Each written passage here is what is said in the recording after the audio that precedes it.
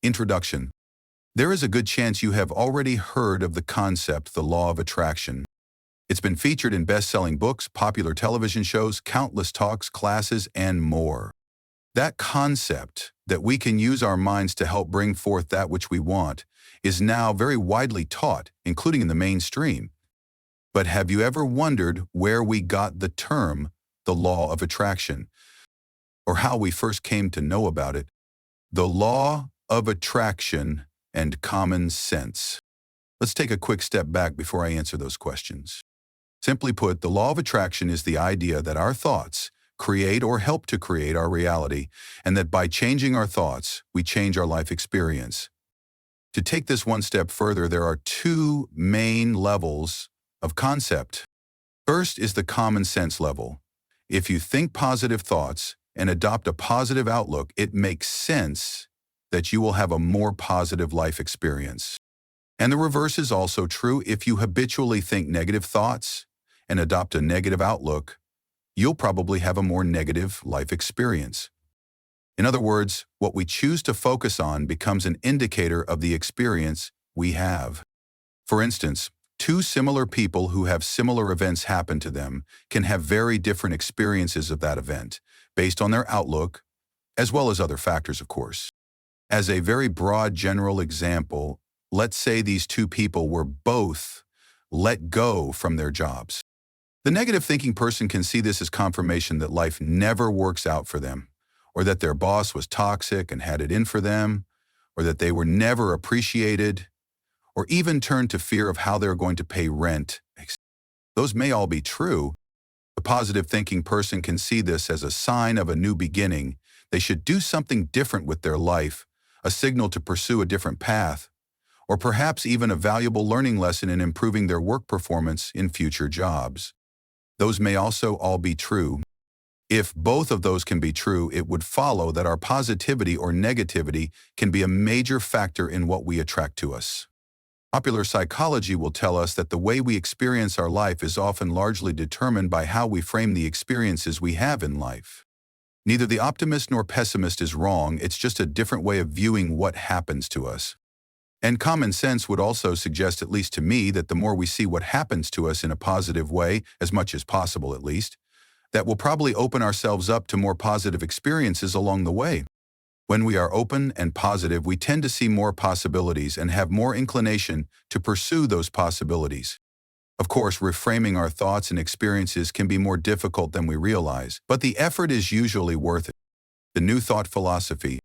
The second level of this thinking has a more deeply spiritual and philosophical basis. Around the end of the 19th and early 20th centuries, a philosophy known as New Thought began to gain popularity. New Thought grew out of the Transcendentalist movement, as well as a few other schools of thought, and became known under a number of names, such as mental science. Early teachers began to create organizations and churches that espouse this philosophy, including Charles and Myrtle Fillmore, the Unity Movement, and Ernest Holmes, the Institute of Religious Science, which has gone through several name changes, most recently as Centers for Spiritual Living. There were New Thought seminaries, publishers, magazines, and correspondence courses. The movement was heavily influenced by women and by the social issues of the time, including abolition and child labor. New Thought teaches a number of tenets, one of which is the idea of what Ernest Holmes called the one mind, or Atkinson in this book calls the absolute. This is the idea that there are not two powers in the universe, God and Satan, good and evil, heaven and hell, but rather there is one creative power that has created all life. The ideas of duality are our own invention and states of mind that we experience here on earth. This power, be it called God, life, spirit, the universe, power, etc., has created all life, including the life of you and of me.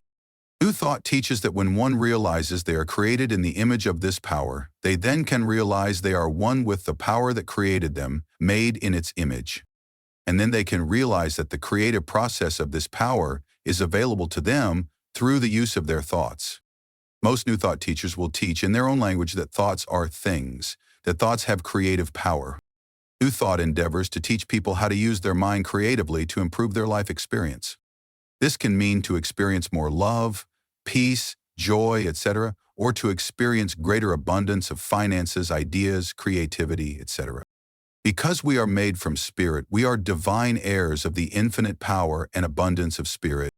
Since this is just an introduction to the law of attraction and not a book about the history and ideas of New Thought, I've given you only a very quick overview and generalization of this New Thought concept, just a taste, though the philosophy has much more to offer. To learn more about the philosophy itself, you can read classic New Thought books such as The Science of Mind by Ernest Holmes, The Edinburgh Lectures by Thomas Troward, or The Game of Life and How to Play It by Florence Scovel Shinn, to name just a few. The law of attraction emerges.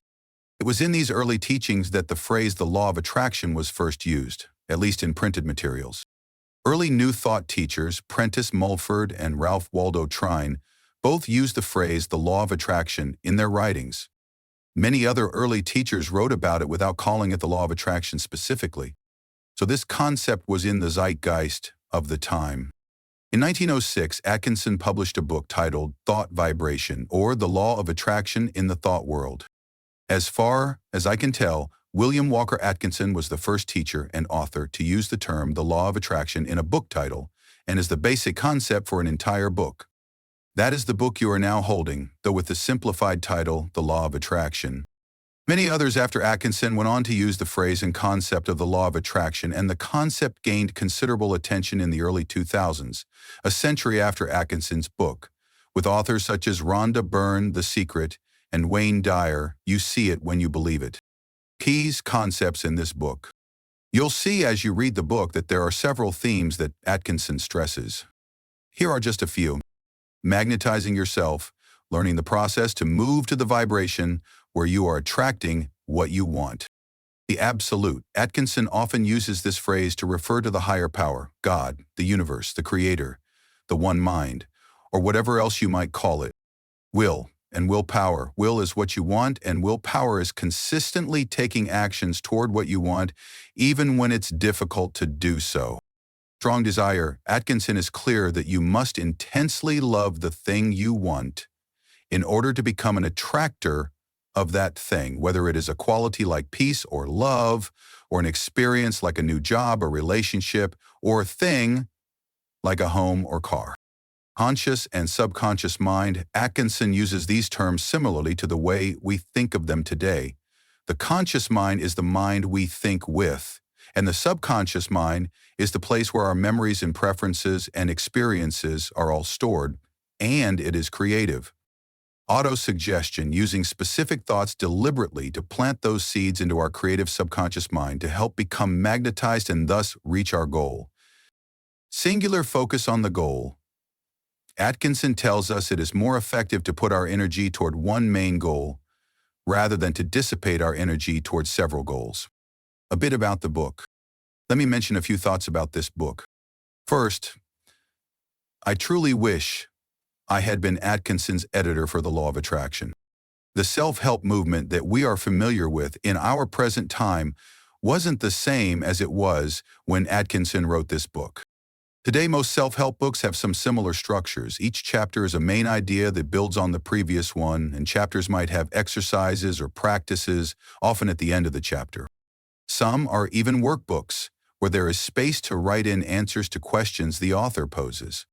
On the other hand, I've read many early self-help books from the late 1800s and early 1900s, and they tend to not be as structured.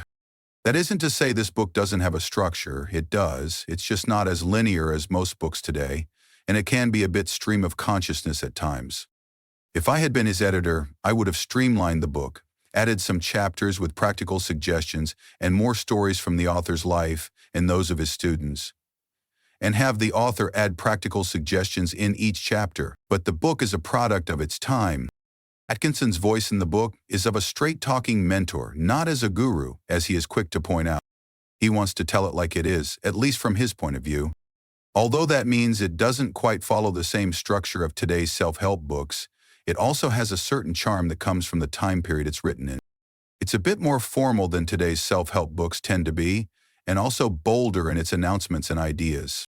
Perhaps today's writers see more nuances in both their ideas and audiences than writers in the past. I'm not sure. Atkinson also repeats a number of his ideas over and over. Again, a modern editor would have helped streamline this. On the other hand, I find the repetition can be helpful to make sure the ideas he repeats sink in. Sometimes, at least for me, and I'm assuming I'm not alone, I need an idea to be repeated so that I can not only grasp its meaning, but also its importance. You'll notice that we are referring to this book as revised for the 21st century. What this means is that I went through the text and made changes that will help modern readers. Those changes are mainly in the areas of capitalization, outdated terms, and adding a few explanatory words or phrases here and there. None of the revisions changed any meaning the author intended, and none of the changes were substantive. This was merely to do some nips and tucks here and there so that the text ideas weren't obscured for the reader because of outdated wordage or grammar. But it's important to point out that you are reading Atkinson's book, his full book, with just a few adjustments for the modern reader. WHO was William Walker Atkinson. Note: I've written about Atkinson before, most recently in the introduction to a collection of Atkinson books called The Secrets of Mind Power. The section below is adapted from that introduction. William Walker Atkinson might be the most famous and influential inspirational writer you have never heard of.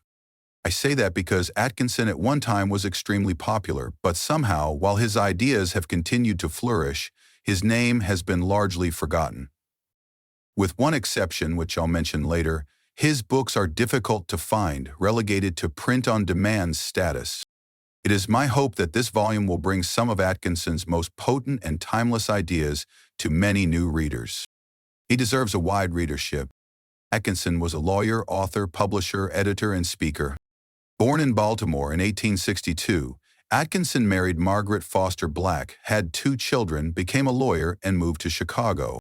That last sentence sums up years of his life in just a few words. But there is much about Atkinson that we do not know. What we do know, mostly through his articles and writings, is that at one point his life took a difficult turn. He suffered a physical and emotion breakdown, as well as financial ruin. It was then that he found books on mental healing. Chicago at that time was a hotspot for the fast-growing New Thought philosophy, the philosophy based on transcendentalism as well as mesmerism and mental science. He studied with 2 of New Thought's most formidable and influential leaders, Helen Wilmans and Emma Curtis Hopkins. His mind, body, and finances were all healed using the ideas from New Thought. He began writing articles about his experiences and about the metaphysical ideas that he now embraced. And shortly after that, he began writing books. He also began working with several New Thought magazines, including New Thought Magazine, Advanced Thought, and eventually Nautilus Magazine, which was founded and headed by early New Thought publisher Elizabeth Towne. Eventually, he began to publish books through his own publishing companies, the Yogi Publication Society and Advanced Thought Publishing Company. Here's where his story gets interesting, at least to me. Atkinson was incredibly prolific, and he wrote many books about his main interests, which included mental science, New Thought, psychic studies, numerology, the occult, natural health and wellness, and also Eastern philosophy, especially Hinduism, which he had become interested in. During his lifetime, he wrote well over 100 books, which is a remarkable achievement. However, instead of just publishing them all under his own name, he evidently created a series of pseudonyms, each with a different emphasis. For example, the books under his own name dealt with mental sciences, the occult, divination, and spiritual success. His books with Eastern and Hindu influences were written under the name Swami Ramacharaka. He also published under the names Swami Bhakta-Vishita and Swami Panchadasi, and these were largely about clairvoyance, psychic thought, and life after death. Under his pseudonym Theron Q. Dumont, he focused on mental power, self-improvement, self-confidence, memory, and concentration.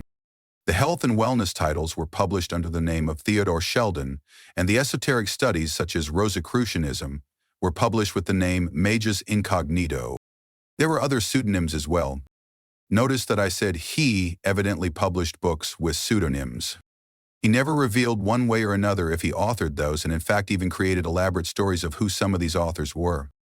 However, there doesn't seem to be evidence of these other authors actually existing.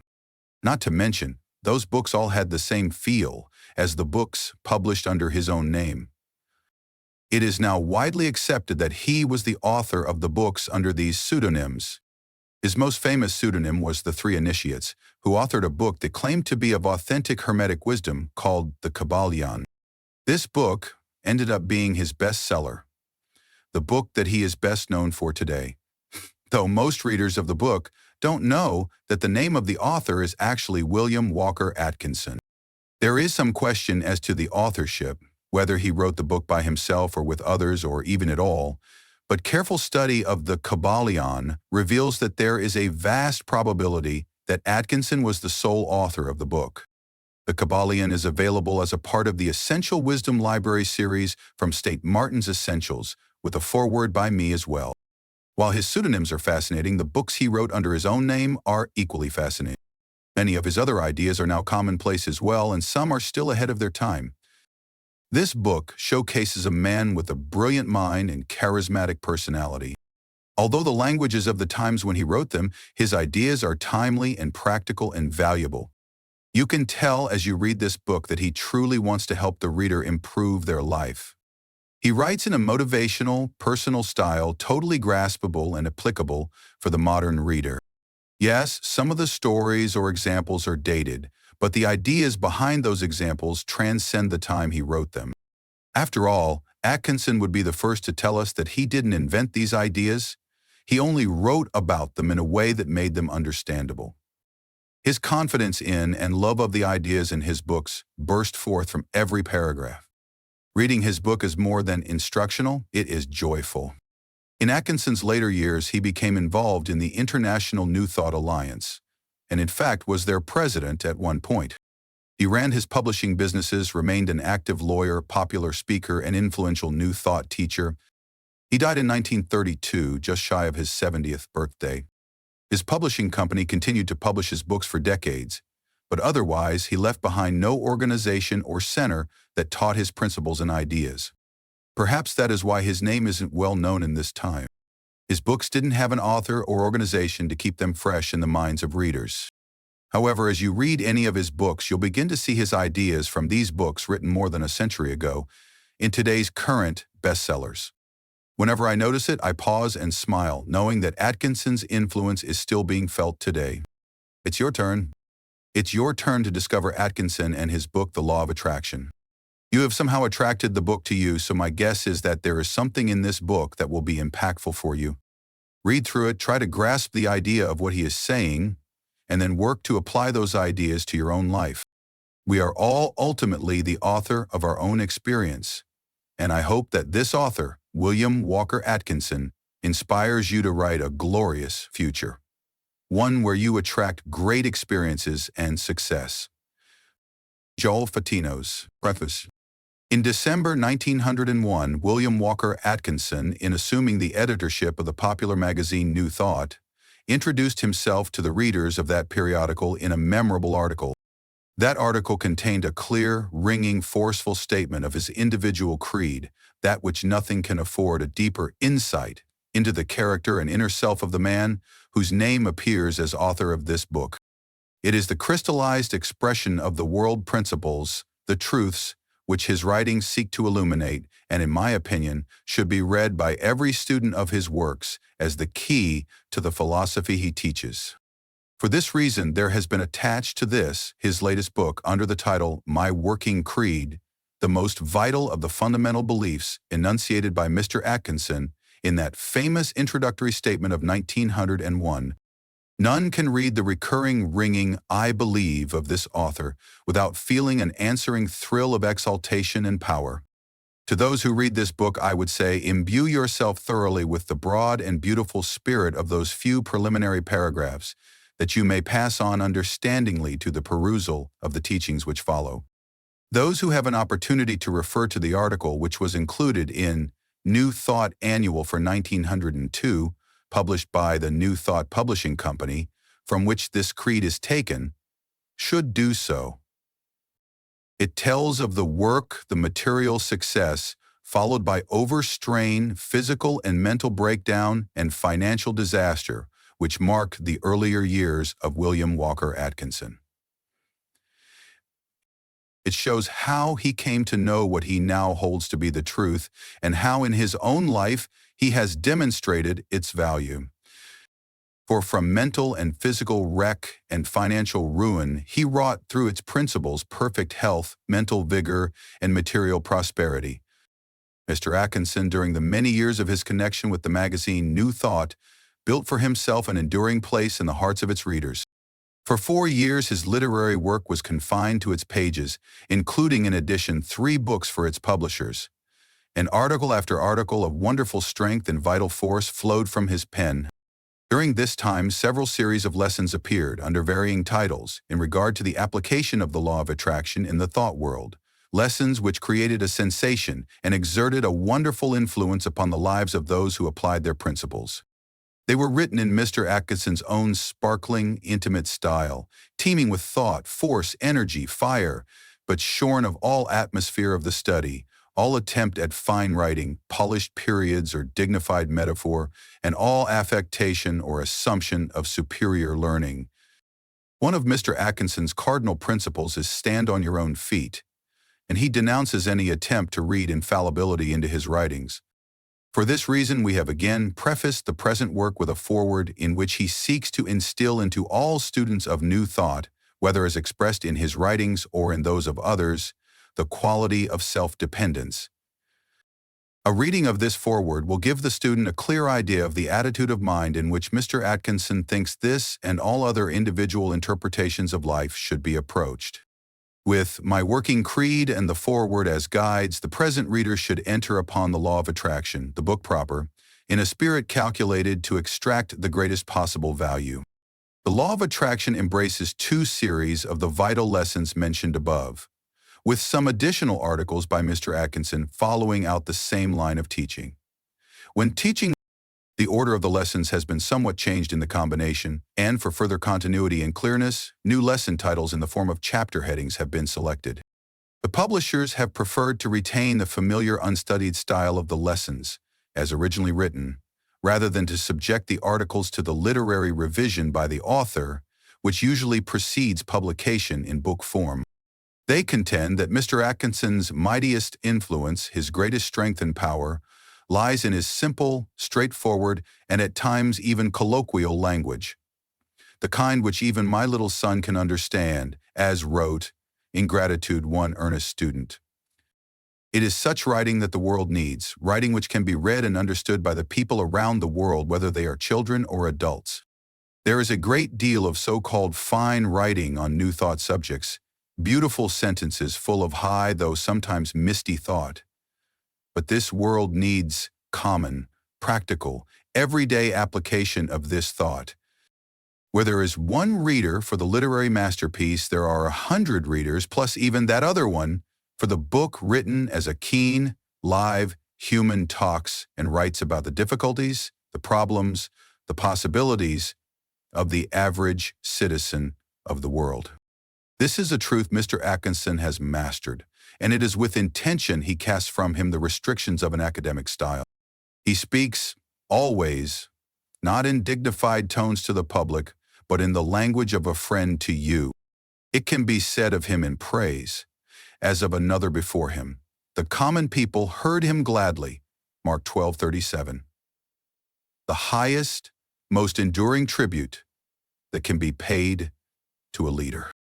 Recognition is due to Louise Radford Wells for the revision of the proofs of this book, the selection of its title and chapter headings, and the ordered arrangement of the lessons. Franklin L. Berry, editor of New Thought magazine, June 15, 1906. Chicago, Illinois. Forward. I am in receipt of a letter from an earnest student of New Thought who writes me that he is endeavoring to put into practice the teachings for which I stand. That is, all right, I think he will get some good out of the practice. I know that I do. But here is where the trouble comes in. He goes on to say that he is a faithful disciple of mine and is content to sit at the feet of the teacher. Now, if you will pardon the slang, I must say that such talk makes me tired. I wish no disciples. Disciples are mere parrots, repeating what one says, mere human sheep trotting along after some conceited old bellwether. I do not wish to pose as a bellwether, nor do I wish a flock of human sheep trotting after me. I want every one of my fellow students of mental science to be their own bellwether. I like comradeship and mutual help, the help of interdependence. But I don't like this talk of master and disciple, of leader and follower, this talk and idea of dependence. As for sitting at anyone's feet, the idea arouses all the spirit of independence within me. I don't want to sit at anyone's feet, and I don't want anyone to sit at mine. I am willing, and often glad, to listen to some teacher and to pick from their teaching such bits of truth as my mind is ready to receive. I am willing to say I don't know, and to accept from others that which appeals to me as truth, not because the other says that it is truth, but because my mind recognizes it as such. I take my own wherever I find it, because I recognize it as mine. I know that all students and teachers get their knowledge from the only source of supply. They can't get it from anywhere else. And if some other person happens to see a particular bit of truth before I do, I gladly accept a portion of it from their hands, be they royalty or beggar, while if I happen to see the thing first, I will gladly share it with all who are ready for it and who may want it, without feeling that I am a leader or teacher, or that they are followers or disciples. We are all fellow students, that's all. I recognize no one as my master, and I spurn the person who would call me master if there be any so foolish. This feet-sitting talk makes me very, very weary. I am fully aware that certain teachers convey the idea that they are chosen mouthpieces of the infinite, and that all true teachings must bear their trademark. And I also know the fanatical devotion and bigotry that many of the followers of such teachers manifest. But this is all child's play. Those teachers sooner or later will be brought up against good hard stone walls, and their egos will be bruised until they realize just where they are at. And the disciples will have some individuality knocked into them later on and will be made to stand upon their own feet by reason of the props being knocked from under them. The new thought aims at making individuals, not at converting people into droves of sheep following the tinkle of the bell of some conceited bellwether who imagines that they are the whole thing. The growing soul must realize that it has within itself all that it requires. It may gladly accept from others suggestions, advice, bits of knowledge, and the like, as it goes along, the soul itself being the only judge of what it requires at each particular stage. But in the end, it must do its own work and must stand on its own feet. All the teachings in the world will not help you unless you take hold of the matter yourself and work out your own salvation. You cannot get true mental or spiritual teaching by simply paying so much for a course of lessons and doing nothing yourself. You must bring something to the teacher before you can take anything away. You must work up to an understanding before the teachings of another will do you any good. The teacher may make a suggestion that will open up a line of thought for you, or they may point out a way that has proved of value to them and thus save you much time and trouble. But you must do the real work yourself. A teacher may be so filled with the truth that they will overflow and you will get some of the overflow. I believe that truth is catching. But even so, unless you make that truth your own by living it out and applying it to your needs, it will do you no good. And so long as you are content to sit at their feet and do the disciple act, you will not grow 1 inch. You will be merely a reflection of the teacher instead of being an individual. We need to jogging up on this point every once in a while lest we forget. It is so easy to have your thoughts pre-digested for you by some teacher or writer. So easy to receive your teaching in capsules. It is so nice to be able to sit down and swallow the summation that the teacher or writer kindly has prepared for you and imagine that you are getting the real thing. But I tell you, friends, it won't do the work. Imbibe all the teachings you please, but you have got to get down to business yourself. You can't give someone else a power of attorney to do the work in your place. Life accepts no substitutes, you must step out yourself. It is mighty easy, this idea of paying so much in time or money to some teacher or writer, and then sneaking into the kingdom of heaven holding on to their skirts. But it won't work. You've got to do some hustling on your own account, and don't you make any mistake about this fact. Don't suppose that you must be able to solve all the riddles of the universe before you can do anything. Many of you are running around after teachers, preachers, prophets, seers, illuminated souls, and whatnot, expecting that your little fee for courses of lessons, private teachings, and all the rest is going to land you right up in the front rank. Don't you believe a word of it. You've got to go through the motions yourself before you will attain anything.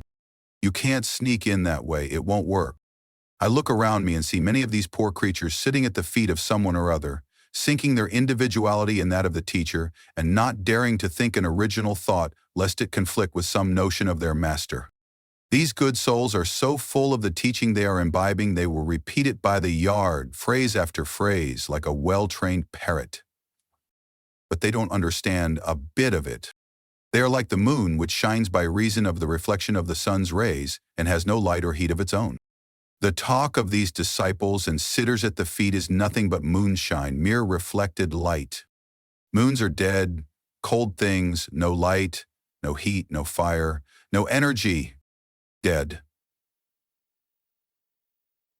Dead. Dead, barren, and played out. Stop this moon business and build yourself up into a sun. You have it in you, manifest it. Start yourself in motion and manifest life. Don't suppose that you must be able to solve all the riddles of the universe before you can do anything. Never mind about those riddles. Just you get down to the task that lies ahead of you, and throw into it some of that great life principle that is within you, waiting for a chance to manifest itself. Don't make the mistake of supposing that this or that teacher has solved the great riddle. If anyone says they have, they are only bluffing and whistling to keep up courage. They may have found a good-sized chunk of the truth, and if they are willing to pass you a bit of it, all right, but they don't have the whole thing by a mighty sight. The whole thing isn't placing itself in the exclusive control of any little bit of itself. No one has a monopoly of knowing, a corner on the truth. It is yours as much as anybody's, but you must dig for it. Don't bother about the theories or the unsolvable riddles. Just get down to business and begin to live. Sometimes I amuse myself by reading some of the theories and explanations of those who think that they have hold of the whole thing. After I get through with the theories of one dead sure person, I take up the directly opposite theories of another person who considers themselves to be the special mouthpiece of the Absolute. Whew, it's a great brain shaker. If you're not careful, you will find yourself being served a nice dish of scrambled brains. When I get sort of stewed up over such things, I go out into the sun and fall back on the laughing philosophy, which soon brings me around all right. Nothing will puncture these bubbles so quickly as a good dose of laughter. Laughter is the only thing that keeps humanity from madness. A sense of humor is God's best gift to humankind. And try it the next time you get wound up with high statements, basic truths, self-evident principles. Beware of any teachings that will not stand the test of the sunny out of doors and the application of the laughing philosophy. Shun the teachings that require a pursed-up mouth and a strained, preternaturally sober face. Have nothing to do with teachings that require a dim, dark, sunless room to be absorbed in. Beware of teachings and doctrines that bear the musty smell of the cell upon them. Carry out into the sun the teachings that are offered you and see whether or not they fade. Apply some laughter to it and see whether the teachings survive. Remember this test when you are perplexed or worried over some strange theory or doctrine, no matter from whence it comes. If anyone tells you that which will not bear the test, discard the teaching, for it is false in that event. Try this on my writings as well, along with the others. Stop being a moon. Stop living by the reflected light of others. Get into action and convert yourself into a living sun. You can do it. It is within your power. Every human soul contains within it the elements of the sun. Get to work and express yourself. Stiffen up your backbone and hold your head high. Don't be afraid to say, I am it. This is a straight-from-the-shoulder talk. Don't tell me that you are disciples of mine. I refuse to have disciples. Don't try to sit at my feet. If you do, I will use my feet to push you off the platform. I need room to swing my feet about, and I don't want people sitting there. But if you wish to call me brother or fellow student or schoolmate in the kindergarten of God, I will be glad to have you do so. That's all we are, after all. Little babes tugging away at the breast of the Absolute. William Walker Atkinson. My working creed. I believe that each of our minds contains the greatest of all forces. That thought is one of the greatest manifestations of energy. I believe that the person who understands the use of thought force can make of themselves practically what they will. I believe that not only is one's body subject to the control of the mind, but that also one may change their environment, their luck, or their circumstances by positive thought taking the place of negative. I know that the I can and I will attitude will carry one forward to the success level that will seem miraculous to those on the I can't level. I believe that thoughts are things, and that the law of attraction in the thought world will draw to one just what they desire or fear. I believe in the gospel of work, in hustling. I believe in the I do as well as the I am. I know that the one who will take advantage of the power of the mind and who will manifest that power in action will go forward to success as surely and as steadily as the arrow from the bow of the skilled archer. I believe in the unity of humankind. I believe in being kind. I believe in everyone minding their own business and allowing everyone else the same privilege. I believe that we have no right to condemn. Let the one who is without sin cast the first stone. I believe that the one who hates is like an assassin, that the one who covets is like a thief, that the one who lusts is like an adulterer, that the gist of a crime is in its desire. Seeing this, looking into our own hearts, how can we condemn? I believe that evil is but ignorance. I believe that to know all is to forgive all. I believe that there is good in everyone. Let us help each other to manifest it. I believe in the absolute equality of all humans. I believe in the sacredness of sex. But I also believe that sex manifests on the spiritual and mental planes as well as on the physical. And I believe that all things are pure to those who are pure. I believe that we are immortal, that the real self is spirit, which uses mind and body as its tools and manifests itself according to the fitness of the tools. I believe that humanity is rapidly growing into a new plane of consciousness, in which we will know ourselves as we are, and will recognize the I am, the something within. I believe that there is an infinite power in and of all things. I believe that although today we have but the faintest idea of that power, still we will steadily grow to comprehend it more fully, will get in closer touch with it. Even now we have momentary glimpses of its existence, a momentary consciousness of oneness with the Absolute.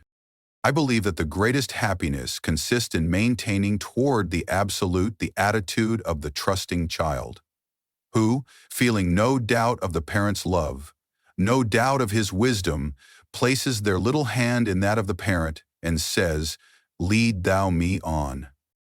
I believe that those who feel towards the Absolute, the trustfulness of the babe which places its little tired head close to the breast of the mother, will also be conscious of the tender answering pressure as the babe is drawn just a little closer to the mother heart. William Walker Atkinson. The Law of Attraction in the Thought World.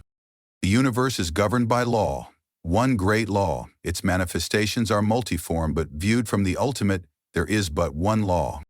We are familiar with some of its manifestations, but are almost totally ignorant of certain others. Till we are learning a little more every day, the veil is being gradually lifted. We speak knowledgeably of the law of gravitation, but then ignore that equally wonderful manifestation, the law of attraction in the thought world. We are familiar with that wonderful manifestation of law, which draws and holds together the atoms of which matter is composed. We recognize the power of the law that attracts bodies to the earth, that holds the circling worlds in their places, but we close our eyes to the mighty law of attraction that draws to us the things we desire or fear, that makes or limits our lives. When we come to see that thought is a force, a manifestation of energy, having a magnet-like power of attraction, we will begin to understand the why and wherefore of many things that have heretofore seemed dark to us. There is no study that will so well repay the student for their time and trouble as the study of the workings of this mighty law of the world of thought. The law of attraction. Whenever we think a thought, we are sending out vibrations which are as real as the vibrations manifesting light, heat, electricity, magnetism. That these vibrations are not evident to our five senses is no proof that they do not exist. A powerful magnet will send out vibrations and exert a force sufficient to attract to itself a piece of steel weighing 100 pounds, but we can neither see, taste, smell, hear, nor feel the mighty force. These thought vibrations likewise cannot be seen, tasted, smelled, heard, nor felt in the ordinary way.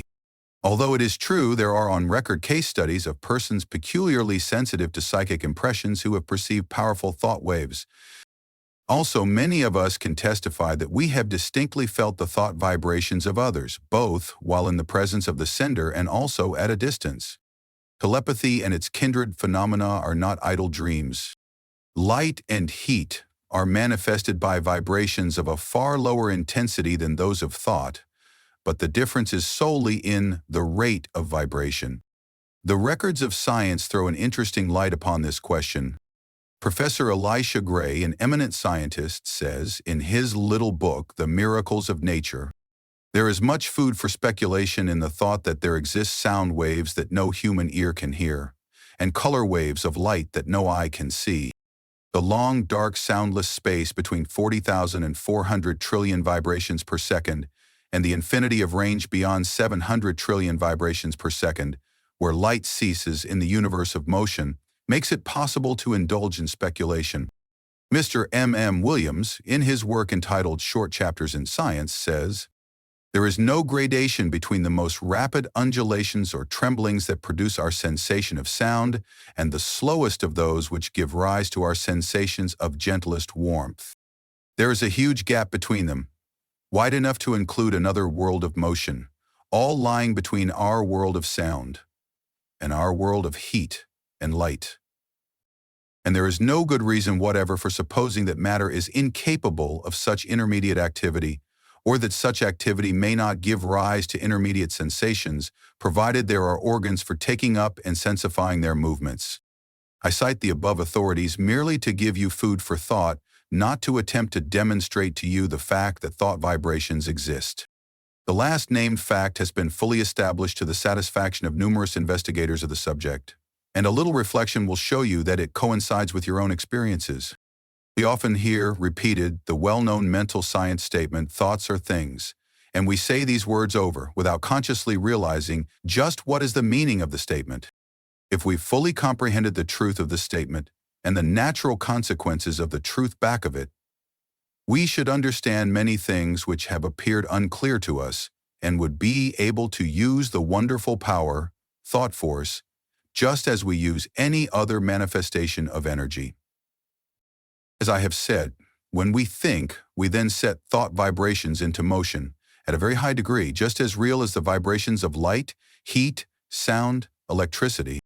And when we understand the laws governing the production and transmission of these vibrations, we will be able to use them in our daily life, just as we do the better-known forms of energy.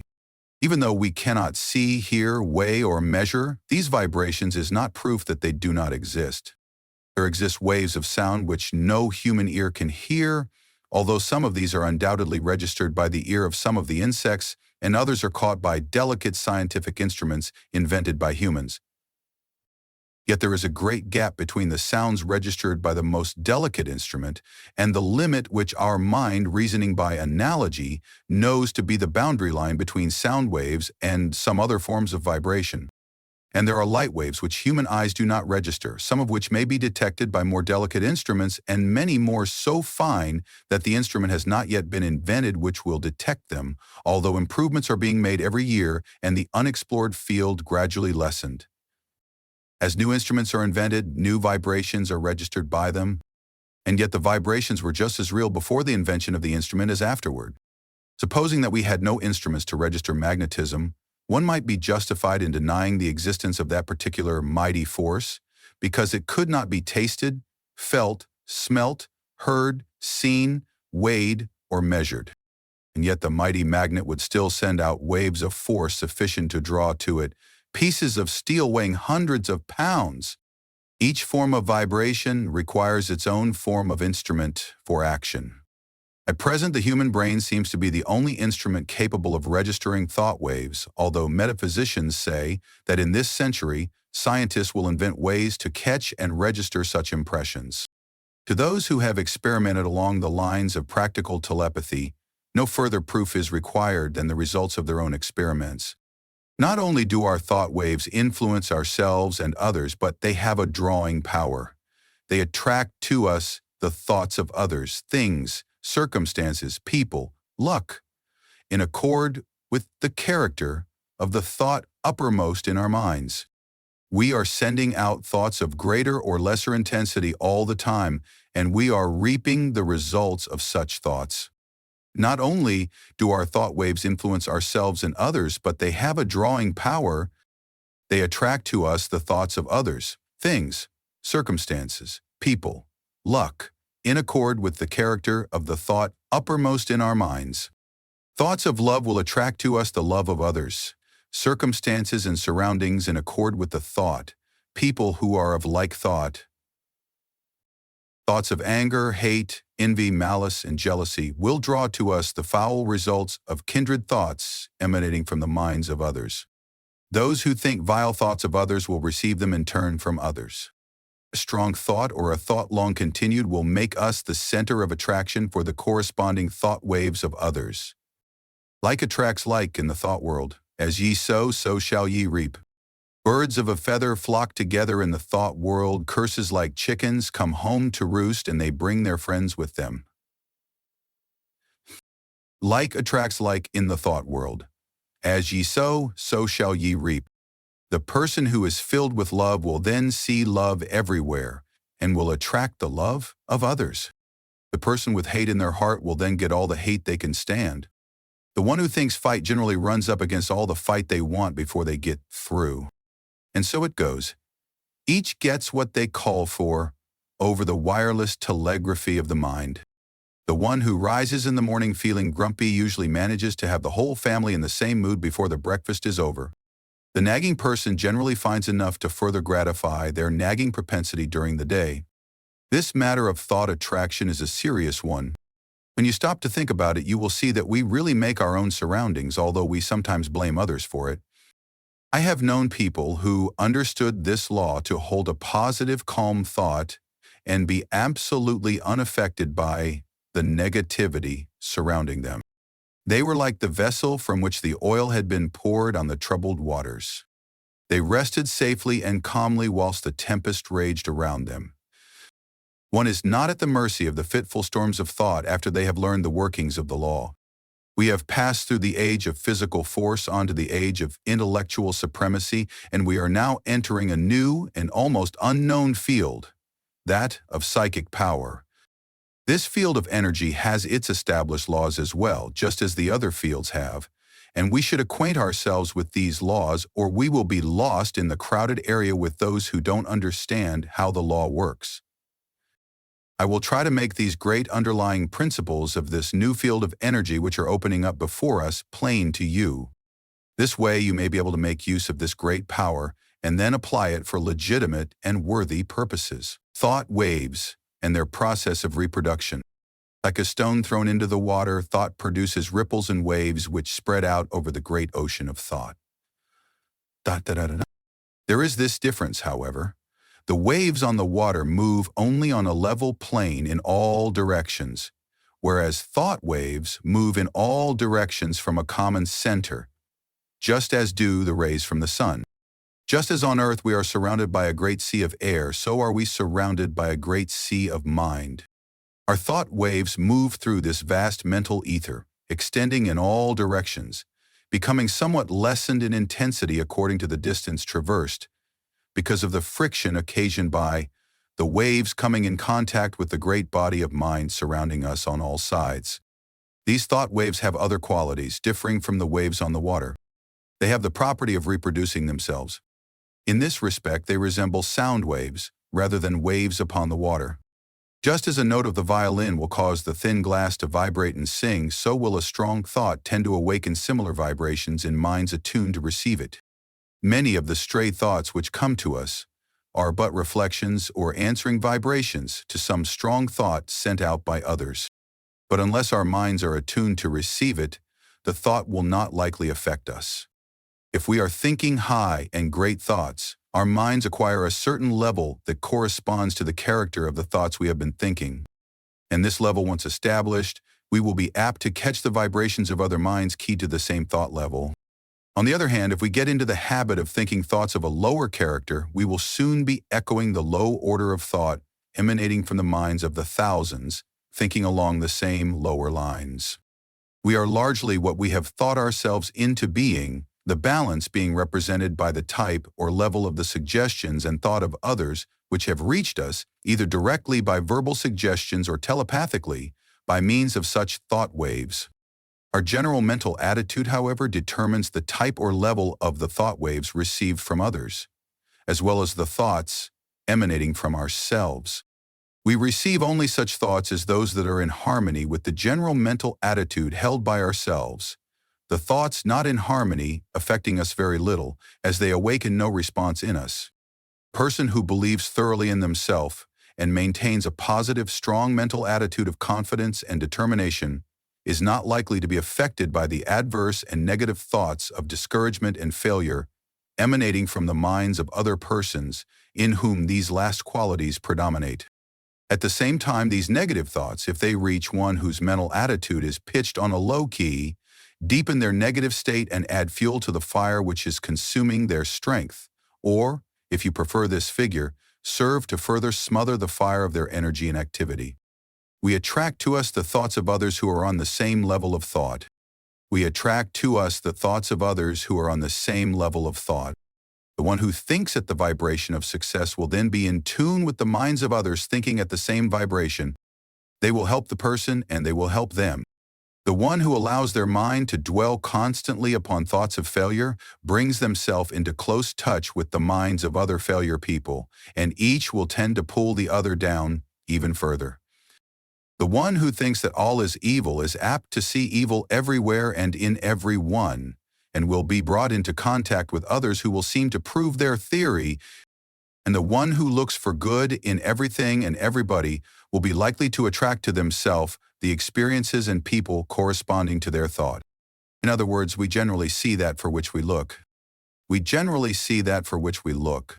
You will be able to carry this idea more clearly if you will think of the Marconi wireless instruments such as the telegraph and radio, which receive the vibrations only from the sending instrument, which has been attuned to the same key, while other telegrams are passing through the air in near vicinity without affecting the instrument.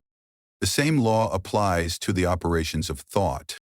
We receive the signals that only correspond to our own mental attunement. If we have been discouraged, we may rest assured that we have dropped into a negative level or vibration and have been affected not only by our own thoughts, but have also received the added depressing thoughts which are constantly being sent out from the minds of others who have not yet learned the law of attraction in the thought world. And if we occasionally rise to heights of enthusiasm and energy, how quickly we feel the inflow of the courageous, daring, energetic, positive thoughts being sent out to others in the world. We recognize this without much trouble when we come in personal contact with people and feel their vibrations, whether depressing or invigorating as the case may be. But the same law operates when we are not in their presence, although less strongly. The mind has many degrees or levels, ranging from the highest positive note to the lowest negative note, with many notes in between, varying in level according to their respective distance from the positive or negative extreme. When your mind is operating along positive lines, you feel strong, buoyant, bright, cheerful, happy, confident, and courageous, and are enabled to do your work well, to carry out your intentions and progress on your road to success. You send out strong positive thought, which affects others and causes them to cooperate with you or to follow your lead according to their own mental keynote. When you are playing on the extreme negative end of the mental spectrum, you feel depressed, weak, passive, dull, fearful. You might find yourself unable to make progress or to succeed, and your effect upon others is practically nil. You follow rather than lead others, and might even be used as a human doormat by some who appear more positive. In some people, the positive element seems to predominate, and in others, the negative quality seems to be more in evidence. There are, of course, widely varying degrees of positiveness and negativeness, and B may be negative to A while positive to C. When two people first meet, there is generally a silent mental conflict in which their respective minds test their quality of positiveness and fix their relative position toward each other. This process may be unconscious in many cases, but it occurs nevertheless. The adjustment is often automatic, but occasionally the struggle is so sharp, the persons being so well matched, that the matter forces itself into the consciousness of the two people. Sometimes both parties are so much alike in their degrees of positiveness that they practically fail to come to terms mentally. They never really are able to get along with each other, and they are either mutually repelled and separate, or else they stay together amid constant broils and wrangling. We are either positive or negative to everyone with whom we come into contact. We may be positive to our children, our employees, and dependents, but we are at the same time negative to others. Of course, something may occur, and we will suddenly become more positive than the person to whom we have heretofore been negative. We frequently see cases of this kind. And as the knowledge of these mental laws becomes more well known, we will see many more instances of people asserting themselves and making use of their newfound power. You possess the power to raise the vibration of your mind to a positive level whenever you choose. But remember, you possess the power to raise the vibration of your mind to a positive level whenever you choose.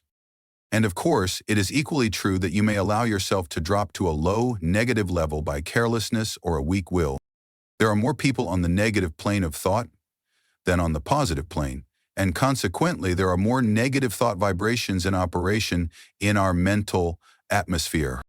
There are more people on the negative plane of thought than on the positive plane, and consequently, there are more negative thought vibrations in operation in our mental atmosphere. But happily for us, this is counterbalanced by the fact that a positive thought is infinitely more powerful than a negative one.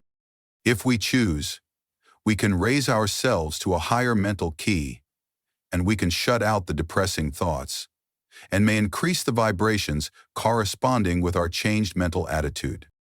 This is one of the secrets of the affirmations and autosuggestions used by the several schools of mental science and other new thought spiritual centers. There is no particular merit in affirmations of themselves, but they serve a twofold purpose.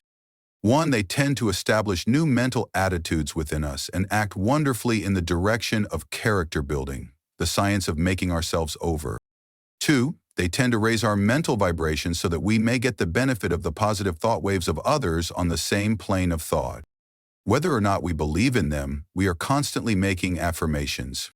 The person who asserts that they can and will do a thing, and asserts it earnestly, develops in themselves the qualities conducive to the well-doing of that thing, and at the same time places their mind in the proper vibration to receive all the thought waves likely to help them in the doing.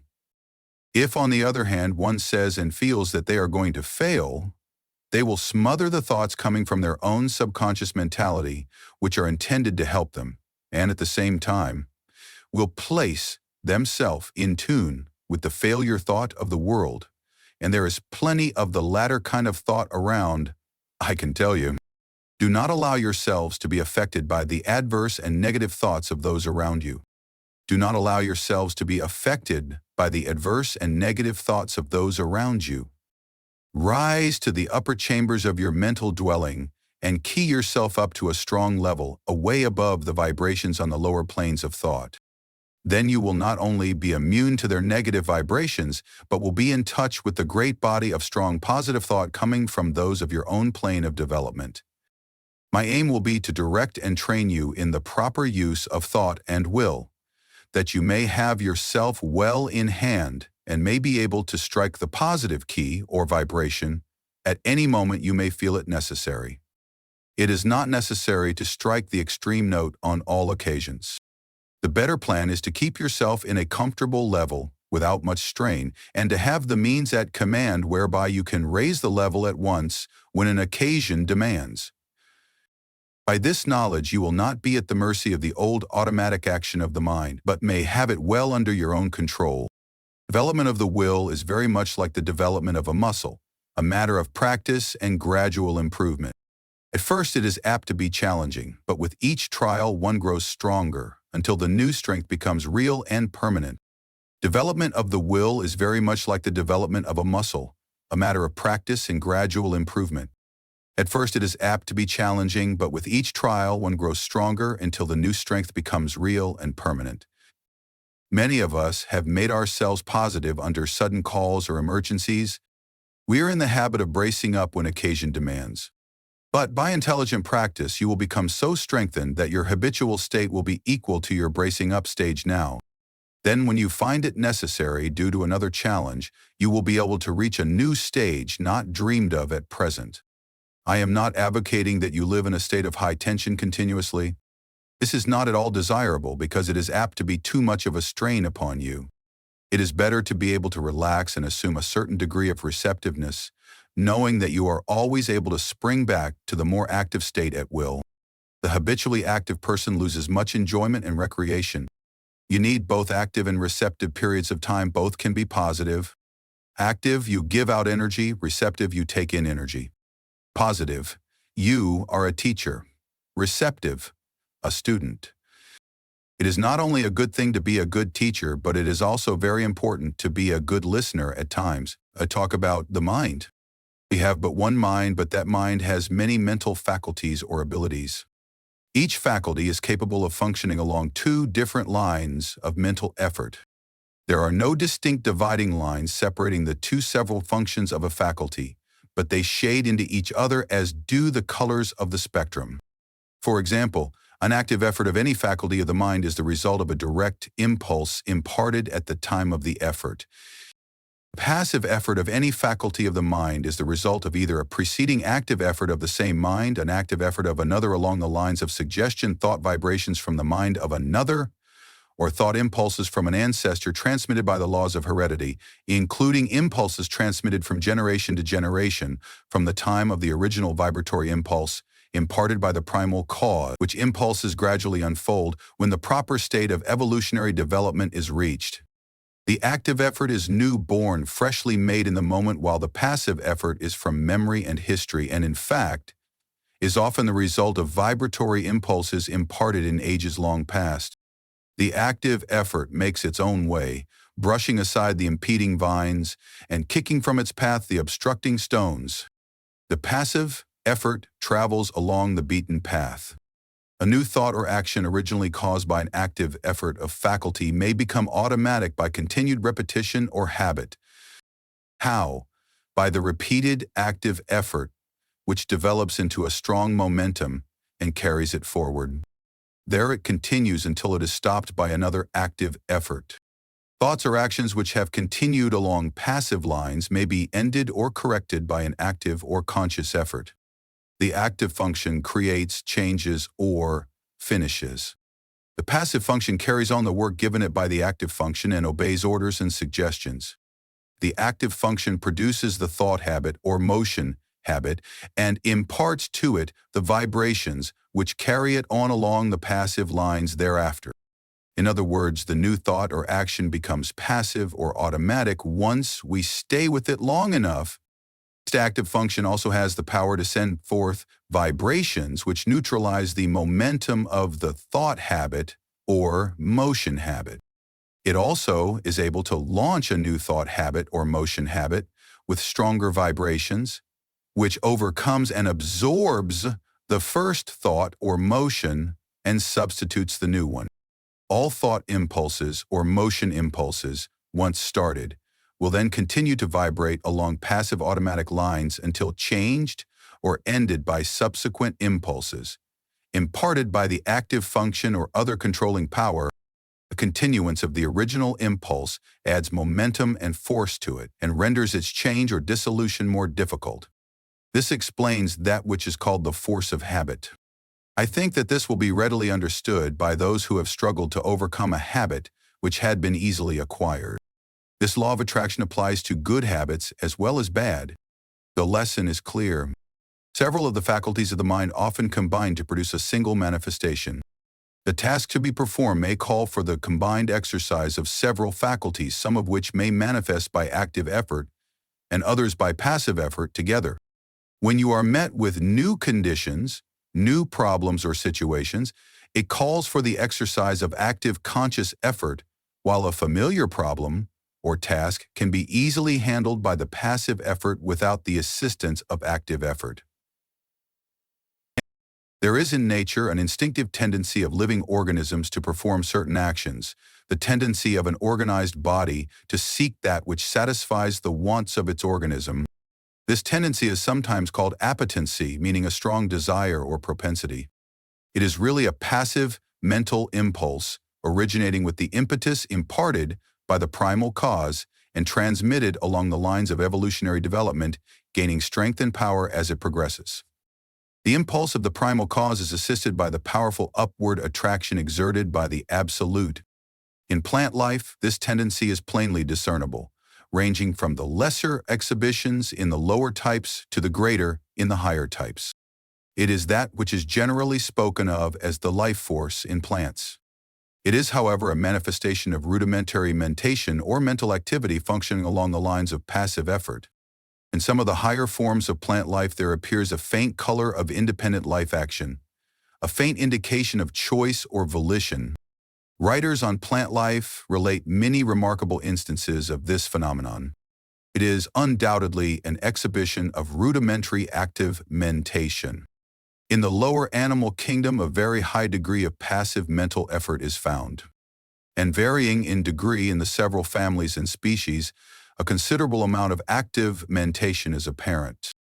The lower animal undoubtedly possesses reason, seemingly in a lesser degree than humans, and in fact, the display of volitional mentation exhibited by an intelligent animal is often nearly as high as that shown by a young child, or more. As a child before birth shows in its body the stages of the physical evolution of humans, so does a child before and after birth, until maturity, manifest the stages of the mental evolution of humans. Humans, perhaps the highest type of life yet produced, at least upon this planet, show the highest form of passive mentation, and also a much higher development of active mentation than is seen in animals. And yet the degrees of that power seem to vary widely among us. These degrees are not dependent upon the amount of culture, social position, or education possessed by the individual. Mental culture and mental development are two very different things. You have but to look around you to see the different stages of the development of active mentation, or process of reasoning and thinking in people. The reasoning of many is scarcely more than passive mentation, exhibiting but little of the qualities of volitional conscious thought. They prefer to let others think for them. Active mentation or decision and thinking tires them, and they find the instinctive, automatic, passive mental process much easier. Their minds work along the lines of least resistance. They are but little more than human sheep. Science seems to show that as the lower forms of life progressed in the evolutionary scale, they developed new faculties which were latent within them. These faculties always manifested in the form of rudimentary passive functioning, and afterwards worked up through higher passive forms until the active functions were brought into play. The evolutionary process still continues, the invariable tendency being toward the goal of highly developed, active mentation. This evolutionary progress is caused by the vibratory impulse imparted by the primal cause, aided by the uplifting attraction of the absolute. This law of evolution is still in progress, and we are beginning to develop new powers of mind, which are first manifesting themselves along the lines of passive effort. Some have developed these new faculties to a considerable degree, and it is possible that before long they will be able to exercise them along the line of their active functions. In fact, this power has already been attained by a few. The receptiveness of the mind to new conscious choices, or the will, can be increased by properly directed practice. That which we are in the habit of referring to as the strengthening of the will is in reality the training of the mind to recognize and absorb the power within. The will is strong enough.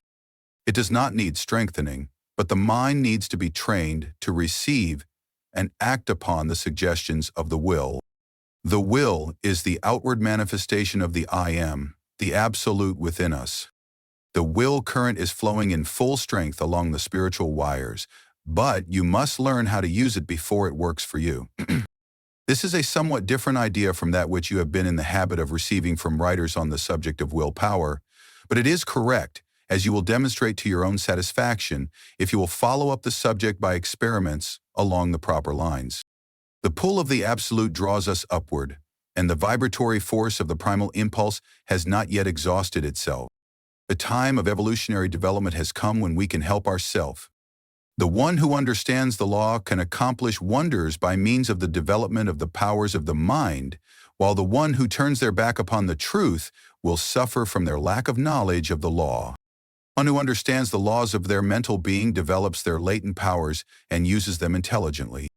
They do not despise their own passive mental functions, but rather make good use of them. They charge the passive subconscious mind with the duties for which it is best fitted and are able to obtain wonderful results from their work, having mastered them and trained them to do the bidding of the higher self. When the passive or subconscious mind fails to do their work properly, they can regulate them, and their knowledge prevents them from meddling with the subconscious unintelligently or recklessly and thereby doing themselves harm. They develop the faculties and powers latent within them and learn how to manifest them along the line of active choice and decision in addition to the passive. They have come to realize that both active and passive functions of the mind are but tools. They have banished fear and enjoy freedom. They have found themselves. In short, they have learned the secret of that divine within, the place of the I am, mind building. We can build up our mind and make it what we choose or will. In fact, we are mind building every hour of our lives, either consciously or unconsciously. The majority of us are doing the work unconsciously, but those who have seen a little below the surface of things have taken the matter in hand and have become conscious creators of their own mentality.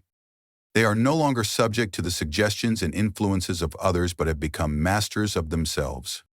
They assert the I and require compliance from the subordinate mental faculties. In other words, conscious choices and decisions, or the I, will in turn activate our subconscious mind. The I is the sovereign of the mind, and what we call will is the instrument of the I. Of course, there is something back of this, and the universal will is higher than the will of the individual.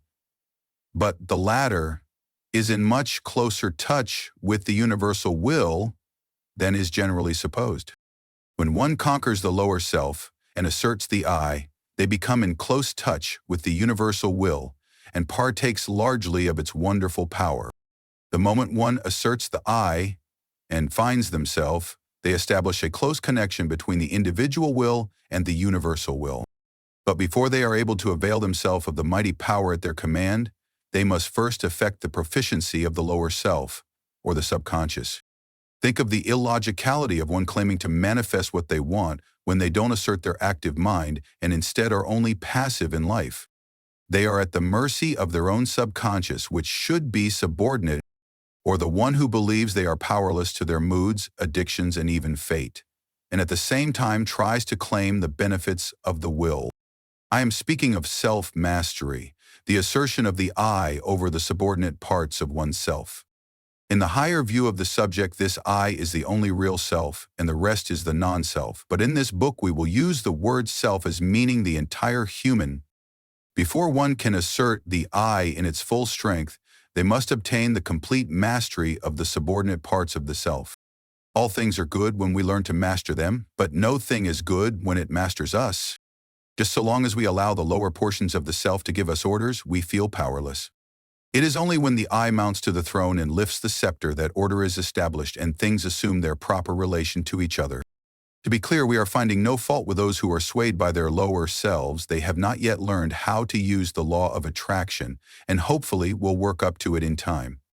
But we are calling the attention of those who are ready to the fact that the conscious mind can now assert its will, and that the subjective mind must obey.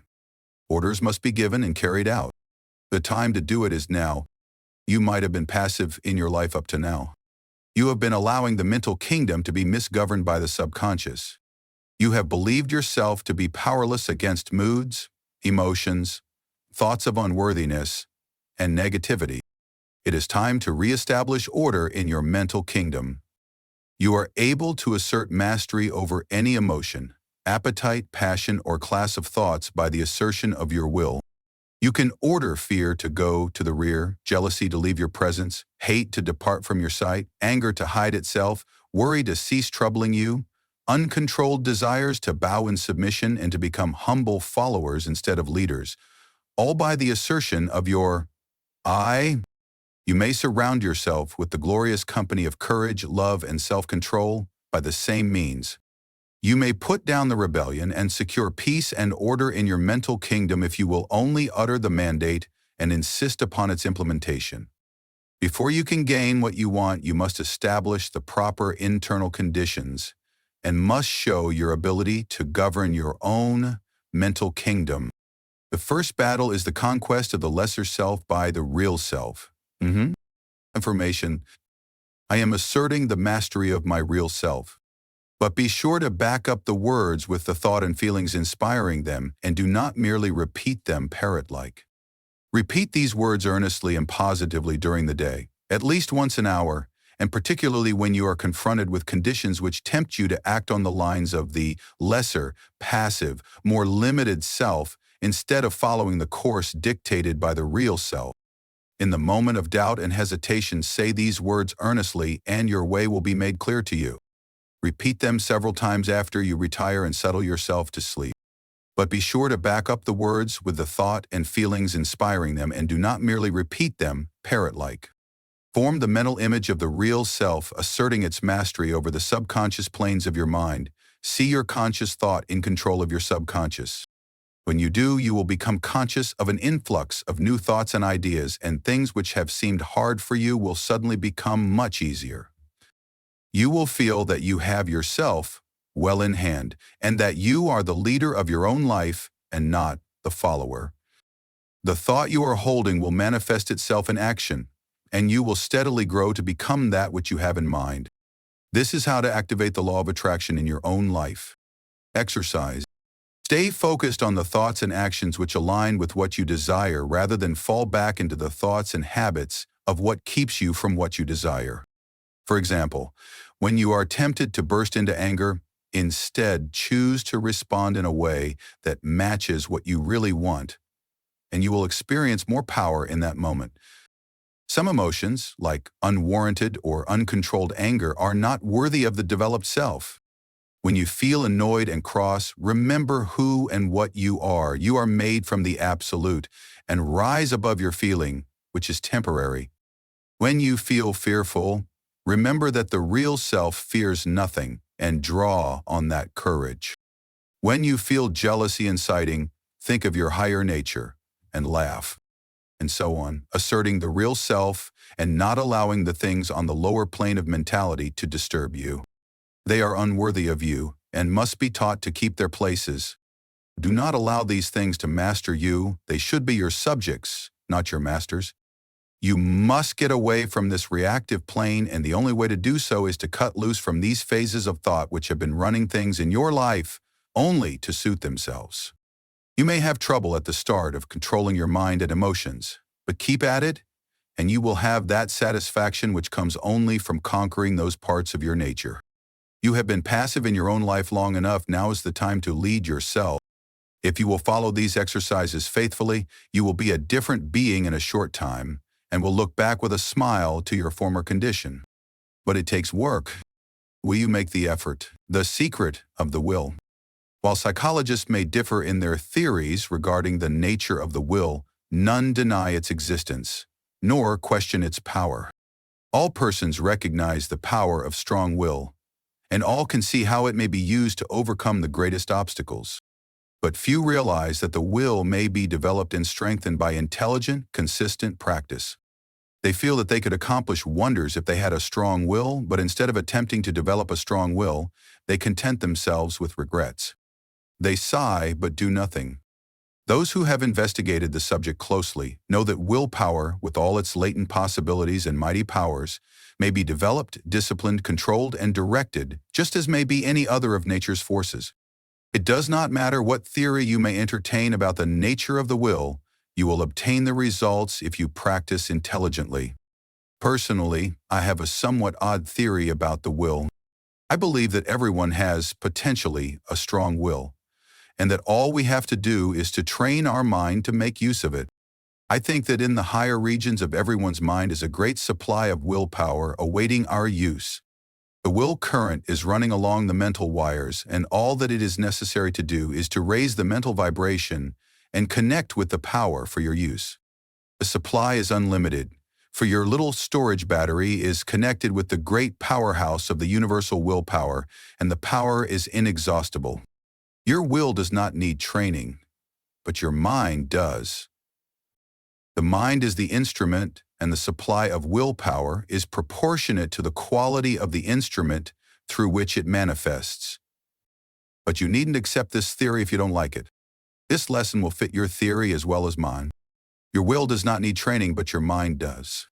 The one who has developed their mind so that it will allow the willpower of what they desire to manifest through it has opened up wonderful possibilities for themselves. Not only have they found a great power at their command, but they are able to bring into play and use the faculties, talents, and abilities beyond what they have dreamed of. This secret of the will is the magic key which opens all doors. Many of us feel that if we would but exert our will, we might accomplish wonders. But somehow we do not seem to want to take the trouble. At any rate, we do not get to the actual willing point of action. We put it off from time to time and talk vaguely of someday, but that someday never comes. We instinctively feel the power of the will, but we haven't enough energy to exercise it and so drift along with the tide, unless perhaps some friendly difficulty arises, some helpful obstacle appears in our path, or some kindly pain stirs us into action, in either of which cases we are compelled to assert our will and thus begin to accomplish something. The trouble in these instances is that we do not want our desire strong enough to make us exert our willpower. Leader, we don't want to hard enough. We might have fallen into mental laziness and have chosen a weak desire. If you do not like the word desire, substitute for it the word aspiration. Some people call the lower impulses desires and the higher aspirations. It's all a matter of words. Take your choice. That is the trouble. Let someone be in danger of losing their life, or let someone be in danger of losing a great love, and you will witness a startling exhibition of willpower from an unexpected source. Let a parent's child be threatened with danger, and the parent will manifest a degree of courage and will that sweeps all before it. And yet the same person might normally be passive and not able to do even easy actions toward their aspiration. A child will do all sorts of work if they consider it play, and yet the same child can scarcely force themselves to do their homework or chores. Strong will follows strong desire. If you really want to do a thing very much, you can usually develop the willpower to accomplish it. The trouble is that you have not really wanted to do these things, and yet you blame your will. You say that you do want to do it, but if you stop to think, you will see that you really want to do something else more than the thing in question. You are not willing to pay the price of attainment. Stop a moment and analyze this statement and apply it to your own case. You, like most people, are mentally lazy. That's the trouble. Don't talk to me about not having enough will. You have a great storehouse of will awaiting your use, but you have chosen not to use it. Now, if you are really serious about improving things, get to work and first find out what you really want to do, then start to work and do it. Never mind about the willpower. You'll find there is always a full supply of that whenever you need it. The thing to do is to get to the point where you will resolve to will. That's the real test, the resolving. Think of these things a little and make up your mind whether or not you seriously want to figure out a new life experience, enough to work on it consistently and earnestly. Many excellent essays and books have been written on this subject, all of which agree regarding the greatness of willpower, and they will use the most enthusiastic terms, but few have anything to say about how this power may be acquired by those who do not yet have it, or who possess it in but a limited degree. Some of these books have given exercises designed to strengthen the will, which really strengthens the mind so that it is able to draw upon the will's store of power, but they have generally overlooked the secret to developing the mind so that it may become the efficient instrument of the will. The secret is this: autosuggestion. I am using my willpower. Say these words several times earnestly and positively immediately after finishing this chapter. Then repeat them frequently during the day, at least once an hour, and particularly when you meet with someone or something that calls for the exercise of willpower. Also repeat them several times after you retire and settle yourself for sleep. Now, there is nothing in these words unless you back them up with the thought of confident expectation of the result you want. In fact, the thought is the whole thing, and the words are only pegs upon which to hang the thought. So think of what you are saying and mean what you say. Don't just say the words, feel them. You must use faith at the start. And again, use the words with a confident expectation of the result. Hold the steady thought that you are drawing on your storehouse of willpower, and before long, you will find that thought is starting to take form in action and that your willpower is manifesting itself. You will feel an influx of strength with each repetition of the words. You will find yourself overcoming difficulties and bad habits and will be surprised at how things are being smoothed out for you. Exercise. Perform at least one disagreeable task each day during the month. If there is any especially disagreeable task which you would like to avoid, that is the one for you to perform. It is not given you in order to make you self-sacrificing or anything of that sort. It is given you to exercise your will. Anyone can do a pleasant thing cheerfully, but it takes will to do the unpleasant thing cheerfully, and that is how you must do the work. It will prove a most valuable discipline to you. Try it for a month and you will see where it comes in. If you do not do this exercise, you had better stop right here and acknowledge that you do not want willpower and are content to stay where you are and perhaps even remain weak and afraid. How to become immune to negative thought attraction. The first thing to do to help yourself experience what you desire is to begin to cut out fear and worry. Fearful thoughts are the cause of much unhappiness and many failures. You have been told this thing over and over again, but it will bear repeating. Fear is a habit of mind which has been amplified by the negativity of those around us, but from which we may free ourselves through effort and perseverance. Fear is a habit of mind which has been amplified by the negativity of those around us, but from which we may free ourselves through effort and perseverance. Strong expectancy is a powerful magnet. The one with strong, confident desires attracts to themselves the things best calculated to help them, persons, things, circumstances, surroundings, if they desire them with hope, trust, confidence, and calmness. And equally true, the one who fears a thing generally manages to start into operation the energy which then can contribute to the thing they feared to become a reality. Don't you see, the one who fears really consciously or unconsciously expects the feared thing, and in the eyes of the law of attraction, it is the same as if they really had wished for or desired it. The law of attraction is operative in both cases. The principle is the same. The law of attraction works with what you give it, and if you give it fear, that is what it will work with. But if you give it confidence and positivity, then that is what it will work with. The best way to overcome the habit of fear is to assume the mental attitude of courage, just as the best way to get rid of darkness is to let in the light.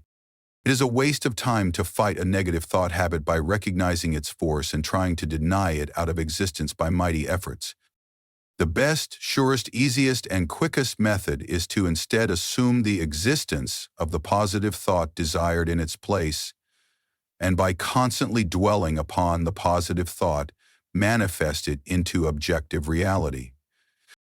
For example, instead of repeating, "I'm not afraid," say boldly, "I am full of courage. I am courageous." You must assert. A characteristic of the fragile nature of the denial simply denies the reality of the object causing fear rather than admitting the fear itself and then denying it. To overcome fear, one should hold firmly to the mental attitude of courage. We should think courage, say courage, act courage. We should keep the mental picture of courage before us all the time until it becomes our dominant, normal mental attitude. Hold the ideal firmly before you and you will gradually grow to its attainment. The ideal will become manifest. Let the word courage sink deeply into your mind and then hold it firmly there until the mind fastens it in place. Think of yourself as being courageous. See yourself as acting with courage in trying situations. Feel it. Realize that there is nothing to fear that you cannot handle, that worry and fear usually hinders positive experience rather than help it. Realize that fear paralyzes you and that courage promotes positive activity. But if there is another word that you want to experience rather than courage, freedom, positivity, joy, love, peace, empowered, or others, use that word instead. It's the quality that the word represents that you are looking for. The person who can confidently, fearlessly, and with expectancy say, "I can and I will," is a mighty magnet. They will attract just what is needed for their success. On the outside, it will seem like positive things seem to come their way and people say that person is lucky. Nonsense. Luck has nothing to do with it. It's all in the mental attitude. And the mental attitude of the "I can't" or the "I'm afraid" person directly corresponds to their measure of success. There's no mystery whatsoever about it. It's common sense, but most people don't use it. You have but to look about you to realize the truth of what I have said. Did you ever know a successful person who did not have the "I can and I will" thought strong within them? Why, that person will succeed when the "I can't" person won't even, one who might even have more ability. The first mental attitude brought to the surface dormant positive qualities within, as well as attracted help from outside, while the second mental attitude not only attracted "I can't" people and things, but also limited themselves and their own powers from manifesting. I have seen the validity of these views in my own life, and so have many others, and the number of people who know these things is growing every day. Let your prevailing thought be, "I can and I will." Think, "I can and I will." Dream, "I can and I will." Say, "I can and I will." Act, "I can and I will." Act. Don't waste the power of your thoughts, but use them to your advantage. Remember, our thoughts attract and put us in the path of what we are thinking about. That is the law of attraction. Therefore, stop attracting to yourself failure, unhappiness, negativity, sorrow. Begin now and send out a current of bright, positive, happy thought. Let your prevailing thought be, "I can and I will." Think, "I can and I will." Dream, "I can and I will." Say, "I can and I will." Act, "I can and I will."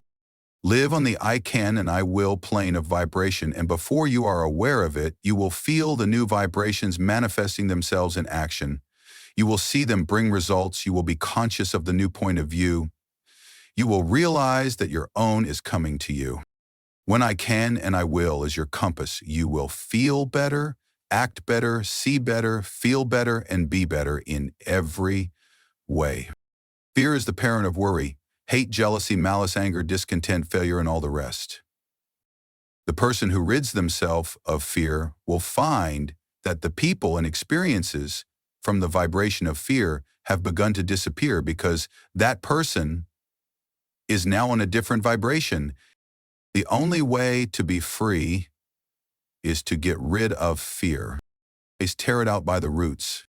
I regard the conquest of fear as the first important step to be taken by those who wish to master the application of thought force and the law of attraction. So long as fear masters you, you are in no condition to make progress in the realm of thought, and I strongly suggest that you start to work at once to get rid of this obstruction. You can do it if you only go about it in earnest. And when you have ridded yourself of most of the fears you once held, life will seem entirely different to you. You will feel happier, freer, stronger, more positive, and will be more successful in every undertaking of life. Start in today. Make up your mind that this intruder must go. Do not compromise matters with fear, but insist upon an absolute surrender on fear's part. You will find the task difficult at first, but each time you oppose fear, it will grow weaker and you will be stronger. Shut off fear's nourishment, starve it to death. It cannot live in a thought atmosphere of fearlessness. So start to fill your mind with good, strong, fearless thoughts. Keep yourself busy thinking. Fearlessness and fear will die of his own accord. Fearlessness is positive, fear is negative, and you may be sure that the positive will prevail. So long as fear is around, it fills you with words like "but if," "suppose I'm afraid," "I can't," "what if," and all the rest, and you will not be able to use your thought force to the best advantage. Once you focus on power thoughts to get fear out of the way, you will have clearer sailing. And every inch of thought sail will catch the wind. I advise that you start in to do some of the things which you feel you could do if you were not afraid to try. Start to work to do these things, affirming courage all the way through, and you will be surprised to see how the changed mental attitude will clear away obstacles from your path and will make things very much easier than you had anticipated. Exercises of this kind will develop you wonderfully, and you will be much gratified at the result of a little practice along these lines. There are many things before you which are awaiting to be accomplished which you can master if you will only throw aside the yoke of fear, if you will only refuse to accept the negativity of those around you, and will boldly assert the I and its power. And the best way to vanquish fear is to assert courage and stop thinking of fear. By this plan, you will train the mind into new habits of thought, thus eradicating the old negative thoughts which have been pulling you down and holding you back. Take the word courage with you as your watchword and manifest it in action. The only thing to fear is fear itself. The transmutation of negative thought. Worry is the child of fear. If you kill out fear, worry will die for want of nourishment. This advice is very old, and yet it is always worthy of repetition, for it is a lesson of which we are greatly in need. Some people think that if we kill out fear and worry, we will never be able to accomplish anything. I have read editorials in the great journals in which the writers held that without worry, one can never accomplish any of the great tasks of life, because worry is necessary to stimulate interest in work. This is nonsense, no matter who utters it. Worry never helped one to accomplish anything. On the contrary, it stands in the way of accomplishment and attainment. The motive underlying action and doing things is desire and interest. If you earnestly desire a thing, you naturally become very much interested in its accomplishment, and are quick to seize upon anything likely to help you to gain the thing you want. More than that, your mind starts up a work on the subconscious plane that brings into the field of consciousness many ideas of value and importance. Desire and interest are the causes that result in success. Worry is not desire. It is true that if one's surroundings and environments become intolerable, they are driven in desperation to some efforts that will result in throwing off the undesirable conditions and in the acquiring of those more in harmony with their desire.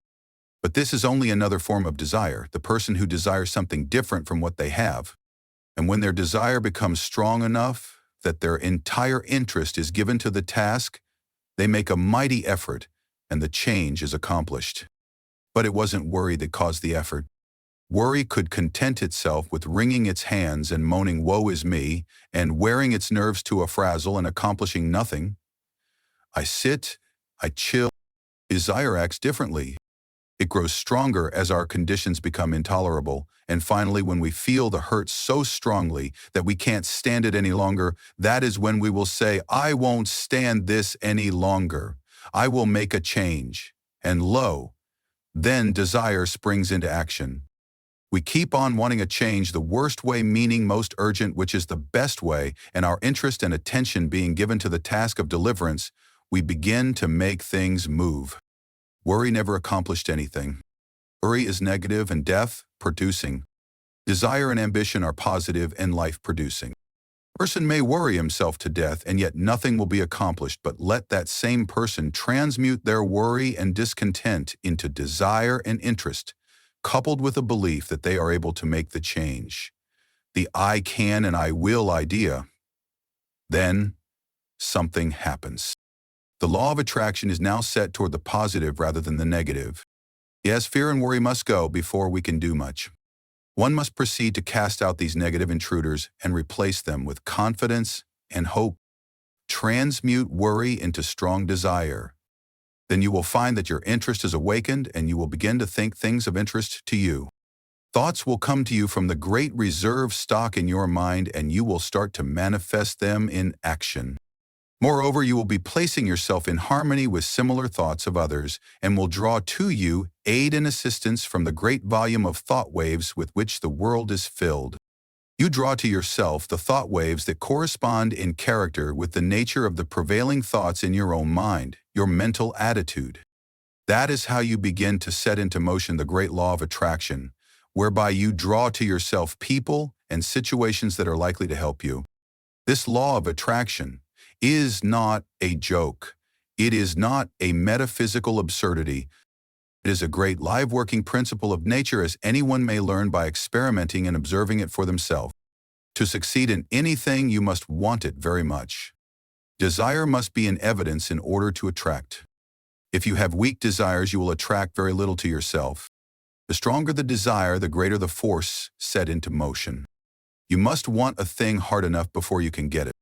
You must want it more than you do the things around you, and you must be prepared to pay the price for it. The price is letting go of certain lesser desires that stand in the way of the accomplishment of the greater one. Comfort, ease, leisure, amusements, and many other things may have to go. Not always, though. It all depends on what you want, not in the short term, but you must have long-term vision. As a rule, the greater the thing desired, the greater the price to be paid for it. Nature believes in adequate compensation. But if you really desire a thing in earnest, you will pay the price without question, for the desire will overpower the importance of the other things. You say that you want a thing very much and are doing everything possible toward its attainment. Pshaw! You are only playing with a faint desire. Do you want the thing as much as a prisoner wants freedom? Look at the almost miraculous things accomplished by prisoners desiring freedom. Look how they work through steel plates and stone walls using only a bit of stone. Is your desire as strong as that? Do work for the desired thing as if your life depended upon it. If you don't, then you don't know what desire is. I tell you, if you want a thing as much as the prisoner wants freedom, or as much as a strongly vital person wants life, then you will be able to sweep away obstacles and impediments apparently immovable. And something inside you knows that this is true. The key to attainment is made up of desire, confidence, and will. This key will open many doors. Fear paralyzes desire. It scares the life out of it. You must get rid of fear. There have been times in my life when fear would get hold of me and take a good, firm grip on my vitals, and I would lose all hope, all interest, all ambition, all desire. But thank goodness I have always managed to throw off the grip of the monster and face my difficulty head-on, and, lo, things would seem to be straightened out for me in some way or another. Either the difficulty would melt away, or I would be given means to overcome it, or get around it, or under or over it. It is strange how this works, and I could never predict how it would happen. No matter how great is the difficulty, when we finally face it with courage and confidence in ourselves, we seem to pull through somehow, and then we can look back and wonder what we were scared about. This is not a mere fancy. It is the working of the mighty law of attraction, which we do not as yet fully understand, but which we may prove at any time. People often ask, it's all very well for you to say don't worry, but what's a person to do when they think of all the possible things ahead of them which might upset them and their plans? Well, all that I can say is that the person who is foolish to bother about thinking of troubles to come at some time in the future is inviting troubles to come. The majority of things that we worry about don't come to pass at all.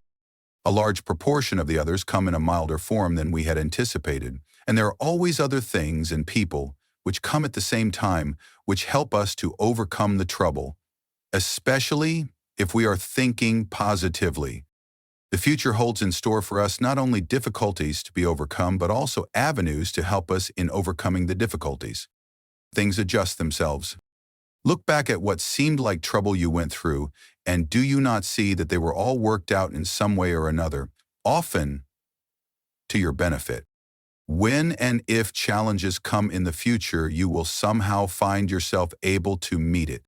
It has been well said that 9/10 of the worries are over things which never come to pass, and that the other 10th is over things of little or no account.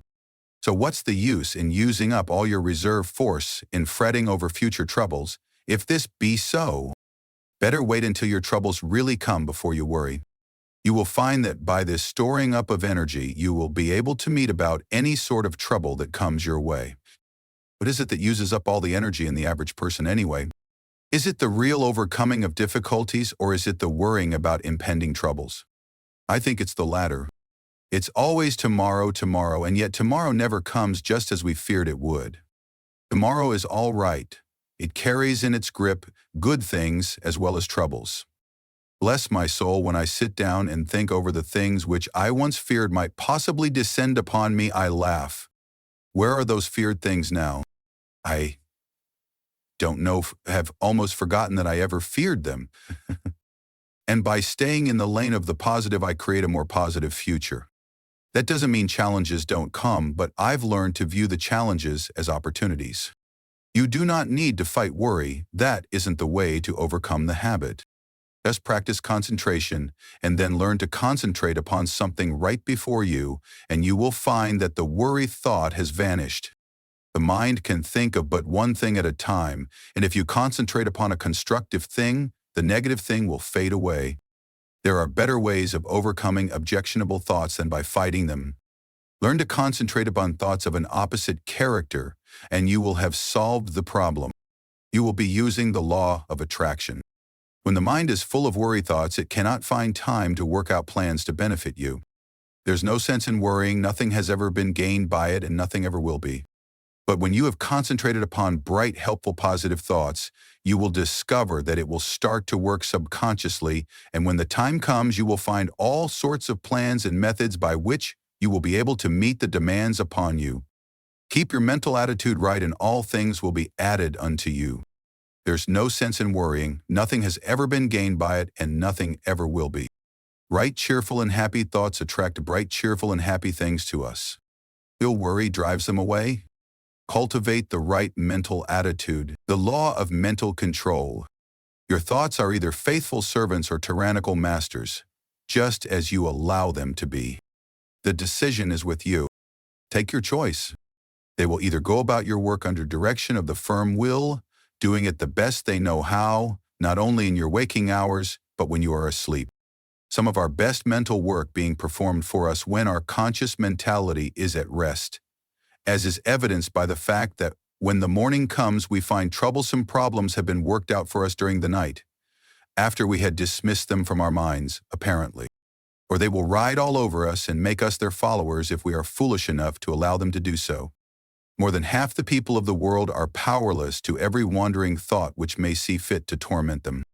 Your mind was given to you for your good and for your own use, not to use you.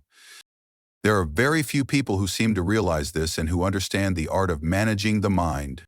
The key to the mystery is concentration. A little practice will help to develop within you the power to use your mental machine more effectively. When you have some mental work to do, concentrate upon it, to the exclusion of everything else, and you will find that the mind will get right down to business, to the work at hand, and matters will be cleared up in no time.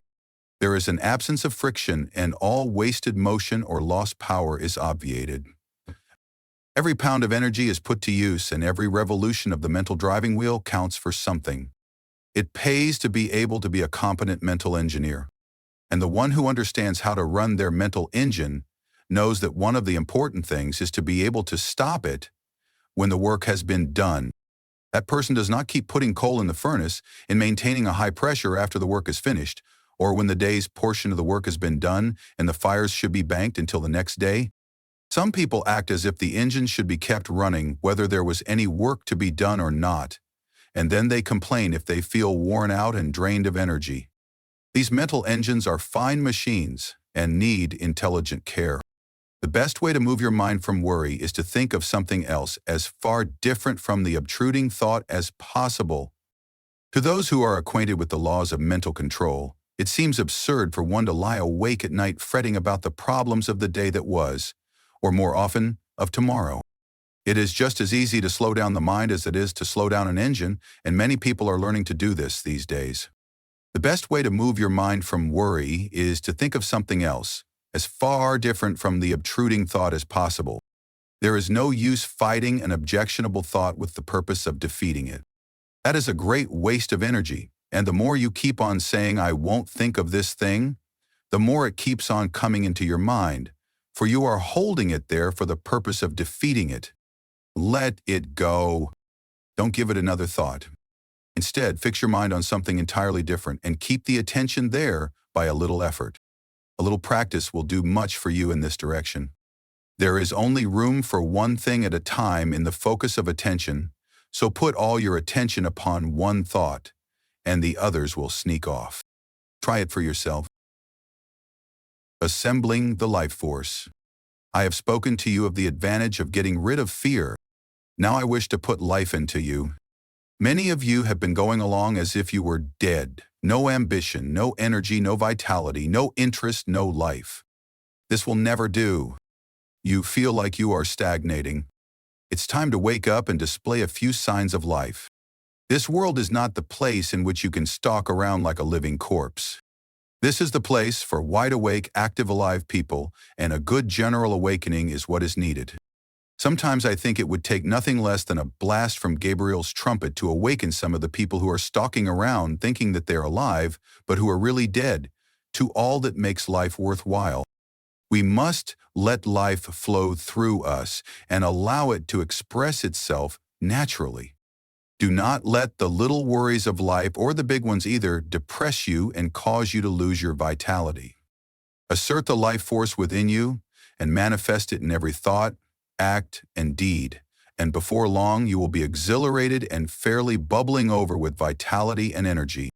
Put a little energy into your work, into your pleasures, into yourself. Stop doing things in a half-hearted way and begin to take an interest in what you are doing, saying, and thinking. Have you noticed that when you give half-hearted effort, you seem to get half-hearted results? It is astonishing how much interest we may find in the ordinary things of life, if we will only wake up. There are interesting things all around us, interesting events occurring every moment, but we will not be aware of them unless we assert our life force and begin to actually live instead of merely existing. No one ever amounted to anything unless they put life and interest and curiosity into the tasks of everyday life, the acts, the thoughts. What the world needs is people who are alive. Just look into the eyes of the people whom you meet and see how few of them are really alive. Most of them lack that expression of conscious life which distinguishes the one who lives from the one who simply exists. I want you to acquire this sense of conscious life so that you may manifest it in your life and show what raising your thoughts to the vibration of positivity has done for you. I want you to get to work today and choose to see the good in as many people and experiences as possible, especially those that are hardest to see the good in. Be curious, see problems as puzzles to be solved. You can do this if you will only take the proper interest in the task. Affirmation and exercise. I am alive. Fix in your mind the thought that the I within you is very much alive and that you are manifesting life fully, both mentally and physically. And keep this thought there, aiding yourself with constant repetitions of the watchword. Don't let the thought escape you, but when other thoughts come into your mind, keep refocusing on I am alive. Keep it before your mental vision as much as possible. Repeat the watchword when you wake up in the morning. Say it when you retire at night. Say it at meal times and whenever else you can during the day, at least once an hour. Form the mental picture of yourself as filled with life and energy. Live up to it as far as possible. When you start in to perform a task, say, I am alive, and mix up as much energy and feeling as possible in the task. If you find yourself feeling depressed, say, I am alive, and then take a few deep breaths, and with each inhalation, let the mind hold the thought that you are breathing in strength and life, and as you exhale, hold the thought that you are breathing out all the old, negative conditions and are glad to get rid of them. Then finish up with an earnest, vigorous affirmation. I am alive, and mean it when you say it too. Let your thoughts take form in action. Don't rest and be content with merely saying that you are alive, but now prove it with your acts. Take an interest in doing things and don't go around mooning or daydreaming. Get down to business. And live. Training the habit mind.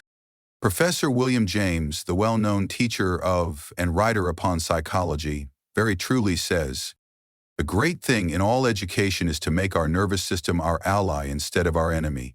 For this we must make automatic and habitual as early as possible as many useful actions as we can, and as carefully guard against growing into ways that are likely to be disadvantageous. In the acquisition of a new habit or the leaving off of an old one, we must take care to launch ourselves with as strong and decided initiative as possible. Never suffer an exception to occur until the new habit is securely rooted in your life. Seize the very first possible opportunity to act on every resolution you make and on every emotional prompting you may experience in the direction of the habits you aspire to gain. This advice is along the lines familiar to all students of mental science, but it states the matter more plainly than the majority of us have done. It impresses upon us the importance of passing on to the subconscious mind the proper impulses so that they will become automatic and second nature. Our subconscious mentality is a great storehouse for all sorts of suggestions from ourselves and others, and, as it is the habit mind, we must be careful to send it the proper material from which it may make habits. If we get into the habit of doing certain things, we may be sure that the subconscious mind will make it easier for us to do just the same thing over and over again, easier each time, until finally we are firmly bound with the ropes and chains of the habit and find it more or less difficult, sometimes almost impossible, to free ourselves from that thing. We should cultivate good habits to prepare for an hour of need. The time might come when we will be required to put forth our best efforts, and it rests with us today whether that hour of need shall find us doing the proper thing automatically and almost without thought, or struggling to do it, bound down and hindered with the weight of things opposed to that which we desire at that moment. We must be on guard at all times to prevent the forming of undesirable habits. These are like weeds in our garden. There may be no special harm in doing a certain thing today, or perhaps again tomorrow, but there may be much harm in setting up the habit of doing that particular thing. If you are confronted with a question, which of these two things should I do? The best answer is, I will do the one which I would like to become a habit with me. In forming a new habit, or in breaking an old one, we should throw ourselves into the task with as much enthusiasm as possible, in order to gain the most ground before the energy expends itself when it meets with friction from the opposing habits already formed. We should start in by making as strong an impression as possible upon the subconscious mentality. Then we should be constantly on guard against temptations to break the new resolution just this once. This just once idea kills off more good resolutions than any other one cause. The moment you yield just this once, you introduce the thin edge of the wedge that could, in the end, split your resolution into pieces. Equally important is the fact that each time you resist temptation, your resolution becomes stronger. Act upon your resolution as early and as often as possible, and the stronger it becomes. You are adding to the strength of your original resolution every time you back it up with action. The mind has been likened to a piece of paper that has been folded. Ever afterwards, it tends to fold in the same crease unless we make a new crease or fold when it will follow the last lines. The creases are habits. Every time we make one, it is so much easier for the mind to fold along the same crease afterward. Let us make our mental creases in the right direction. The psychology of emotion. We often think the emotions are independent from habit. We easily may think of one acquiring habits of action and even of thinking, but we usually regard the emotions as something connected with feeling and quite divorced from intellectual effort. Yet, notwithstanding the distinction between the two, both are dependent largely upon habit, and one may repress, increase, develop, and change one's emotions, just as one may control habits of action and lines of thought. It is known in psychology that emotions deepen by repetition. If a person allows a state of feeling to thoroughly take possession of them, they will find it easier to yield to the same emotion the second time, and so on until the particular emotion or feeling becomes second nature to them. If an undesirable emotion shows itself inclined to take up a permanent home in your mind, you had better start to work to change it, or at least to master it. And the best time to do this is at the start, for each repetition renders the habit more firmly entrenched, and the task of dislodging it more difficult. Were you ever jealous? If so, you will remember how insidious was its first approach, how subtly it whispered negative suggestions into your willing ear, and how gradually it followed up such suggestions until finally you began to see green. Jealousy has an effect upon the bile and causes it to poison the blood. This is why the idea of green is always associated with it. Then you will remember how the thing seemed to grow, taking possession of you until you scarcely could shake it off. You found it much easier to become jealous the next time. It seemed to bring before you all sorts of objects apparently justifying your suspicions and feeling. Everything began to look green. The green-eyed monster grew. So it is with every feeling or emotion. If you give way to a fit of rage, you will find it easier to become angry the next time, on less provocation. The habit of feeling and acting does not take long to firmly settle itself in its new home if encouraged. Worry is a great habit for growing and waxing fat. People start by worrying about big things and then begin to worry and fret about some smaller thing. And then the merest trifle worries and distresses them. They imagine that all sorts of evil things are about to befall them. If they start on a journey, they are certain there is going to be a wreck. If a message comes, it is sure to contain some dreadful tidings. If a child seems a little quiet, the worrying parent is positive it is going to fall ill. If the spouse seems thoughtful as they resolve some issue in their mind, then the partner is convinced that they are beginning to lose affection. And so it goes, worry, worry, worry, each indulgence making the habit more at home. After a while, the continued thought shows itself in action. Not only is the mind poisoned by the destructive thoughts, but we begin to feel the effects of the poison. The condition of mind known as fault-finding is another emotion that grows large with exercise. First, fault is found with this thing, then with that, and finally with everything. The person becomes a chronic complainer, a burden to friends and relatives, and someone to be avoided by outsiders. This nagging is all a matter of habit. It grows from small beginnings, and each time it is indulged in, it throws out another root, branch, or tendril, and fastens itself closer to the one who has given it soil in which to grow. Envy, uncharitableness, gossip, scandal-mongering are all habits of this kind. The seeds are in every human breast and only need good soil and a little watering to grow stronger. Each time you give way to one of these negative emotions, the easier you make it for a recurrence of the same thing or similar ones. Sometimes by encouraging one unworthy emotion, you find that you have given room for the growth of a whole family of these mental weeds.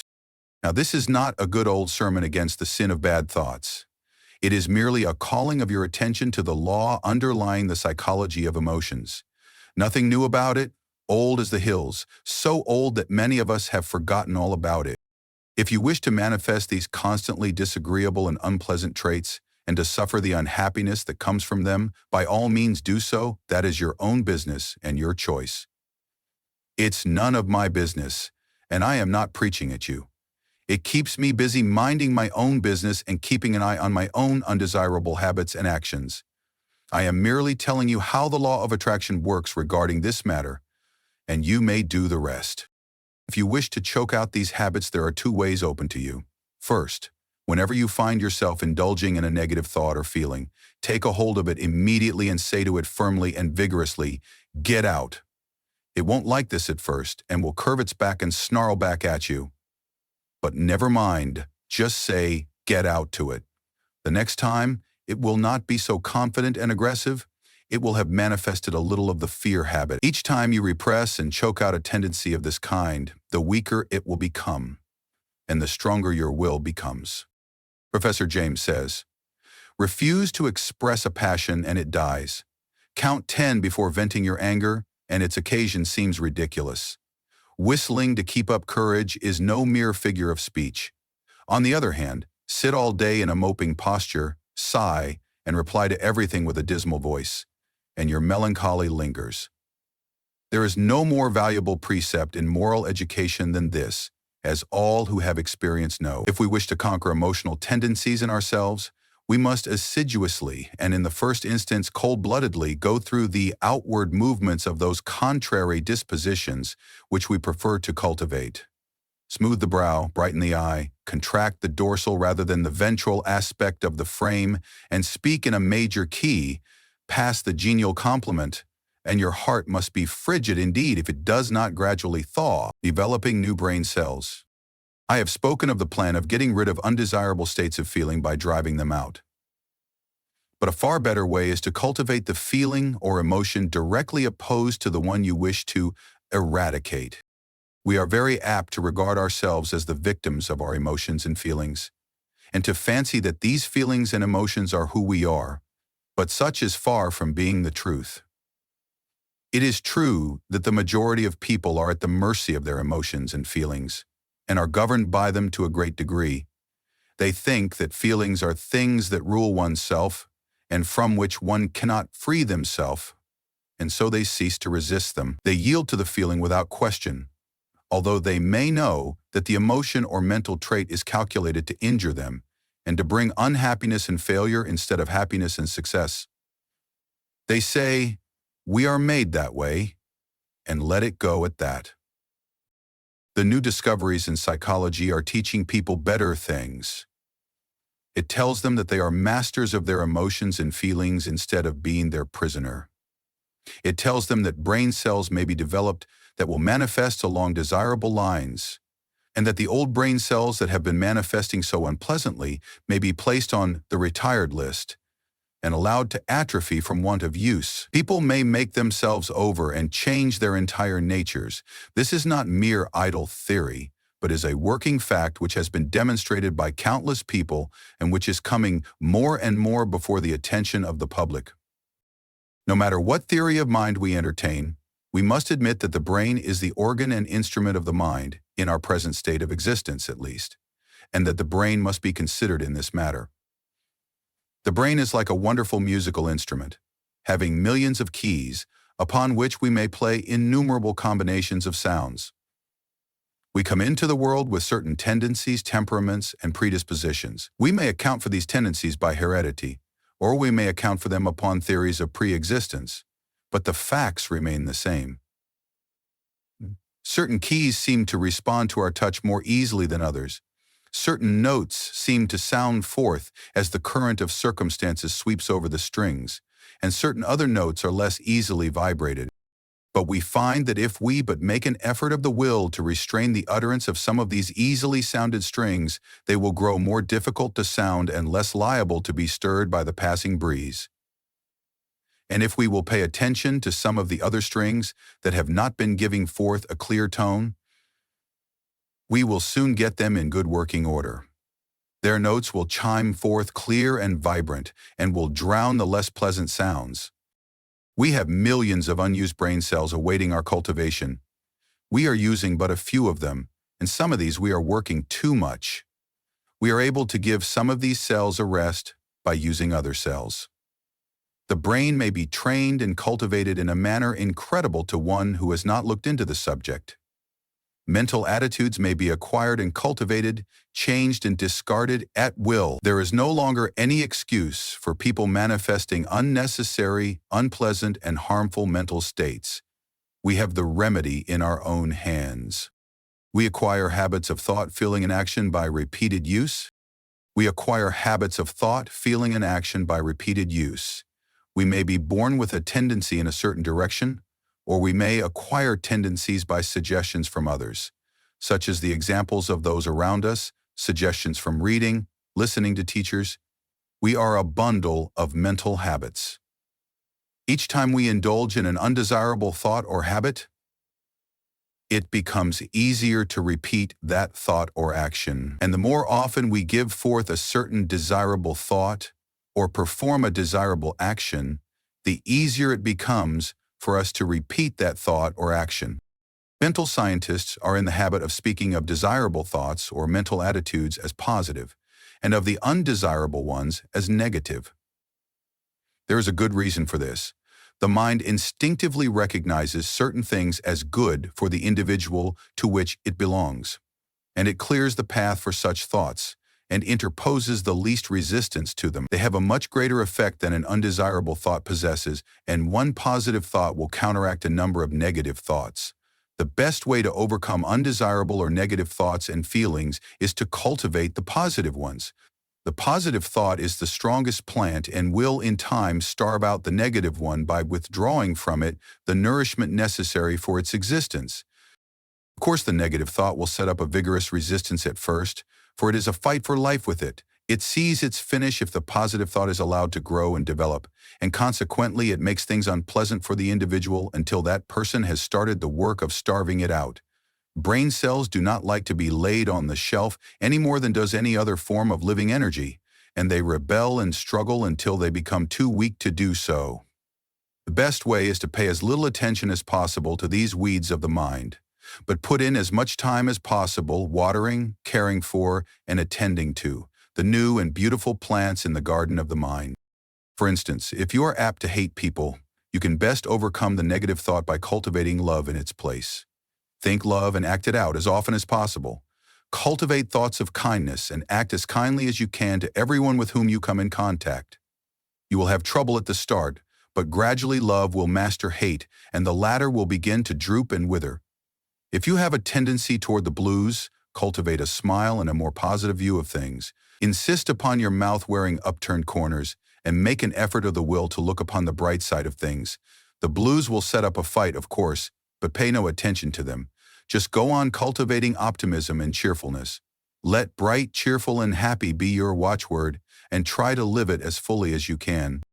Thoughts take form in action, and, in turn, actions influence thought. These recipes may seem very old and time-worn, but they are psychological truths, and may be used by you to advantage. If you once comprehend the nature of the thing, the affirmations and auto-suggestions may be understood and taken advantage of. You may make yourself energetic instead of depleted, active instead of lazy, by this method.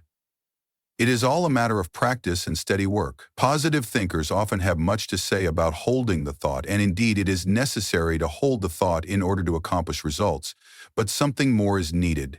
You must act out the thought until it becomes a fixed habit with you. Thoughts take form in action, and in turn actions influence thought.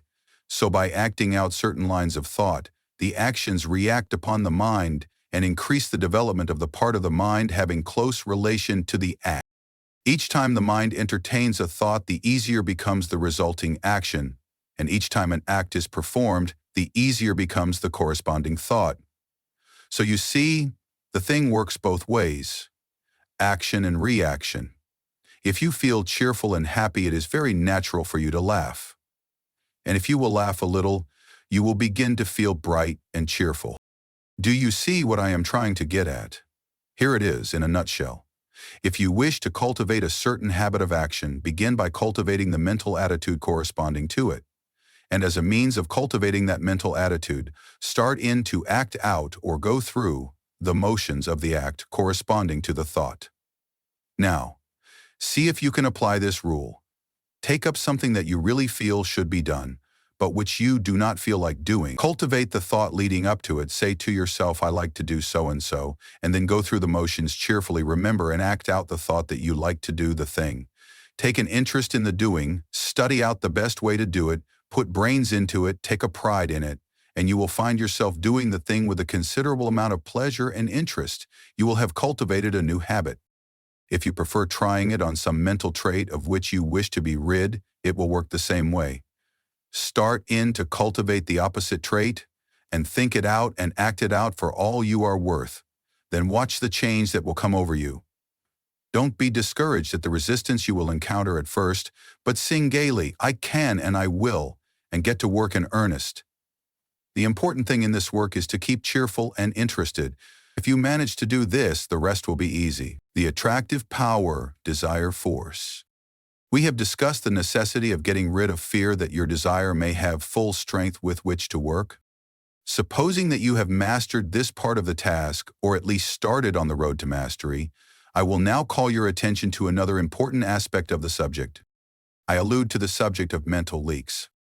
No, I don't mean the leakage arising from your failure to keep your own secrets. That is also important, but forms another story. The leakage I am now referring to is that created by the habit of having our attention attracted to and distracted by every passing fancy.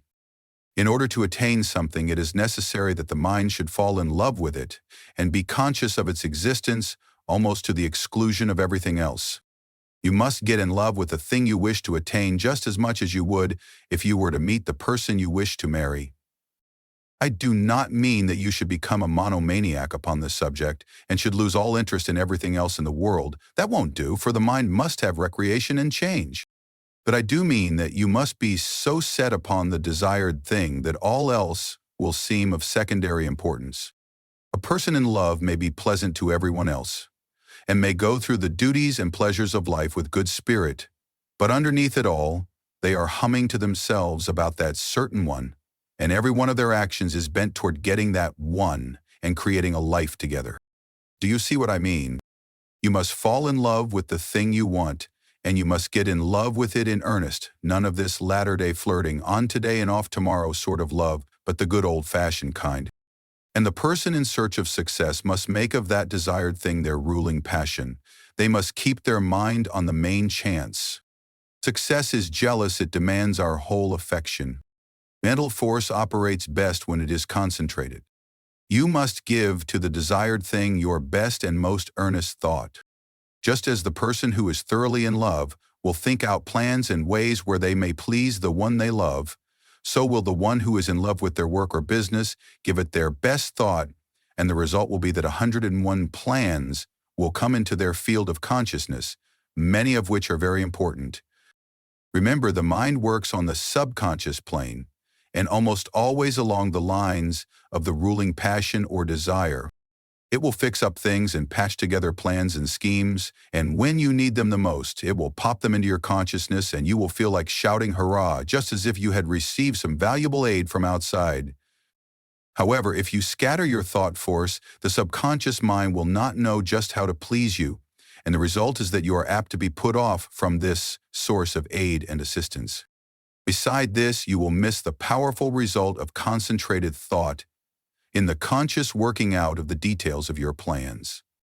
And then again, the person whose mind is full of a dozen interests fails to exert the attracting power that is manifested by someone who has one ruling passion, and that person also fails to draw to themselves persons, things, and results that will aid in the working out of their plans, and will also fail to place themselves in the current of attraction, whereby they are brought into contact with those who will be glad to help them because of harmonious interest.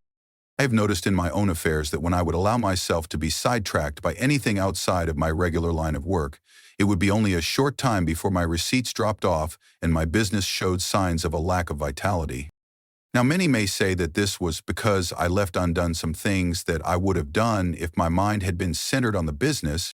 This is true, but I have noticed similar results in cases where there was nothing to be done, cases in which the seed was sown and the crop was awaited.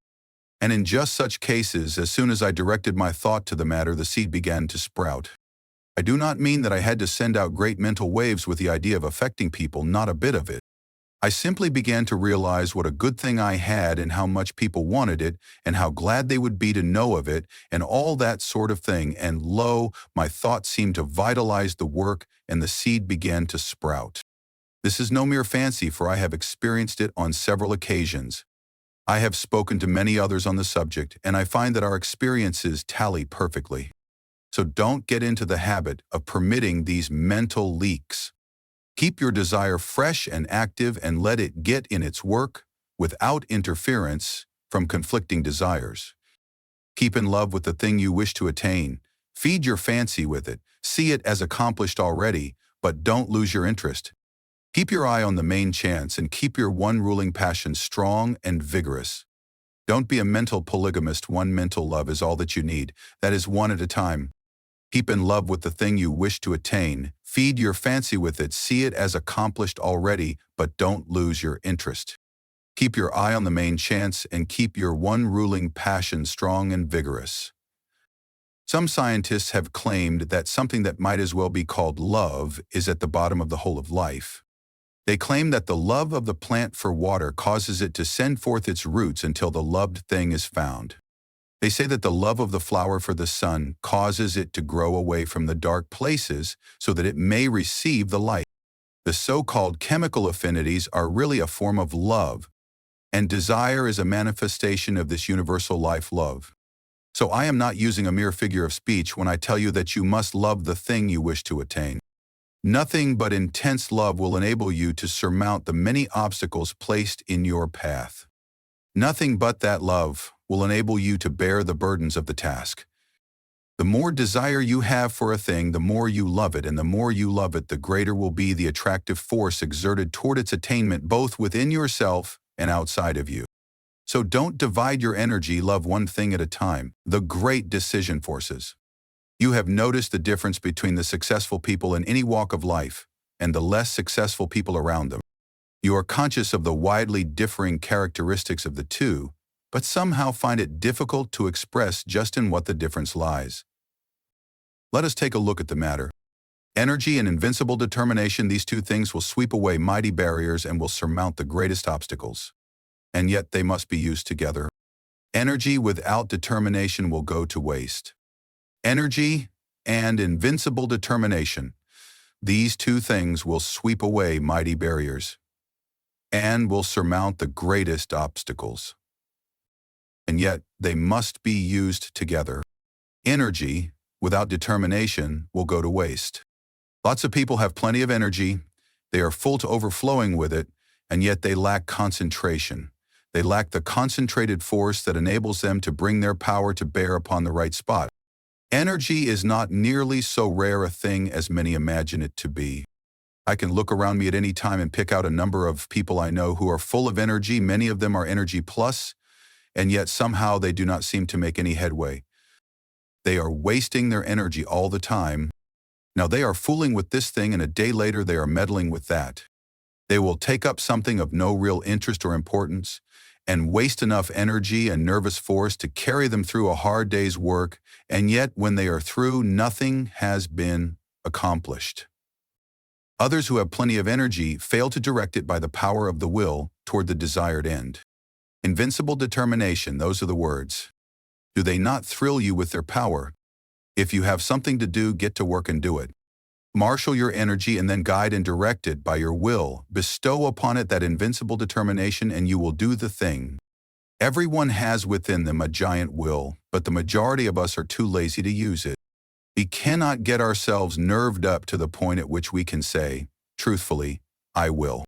If we can but screw up our courage to that point, and will then pin it in place so that it will not slip back, we will be able to call into play that wonderful power, the human will.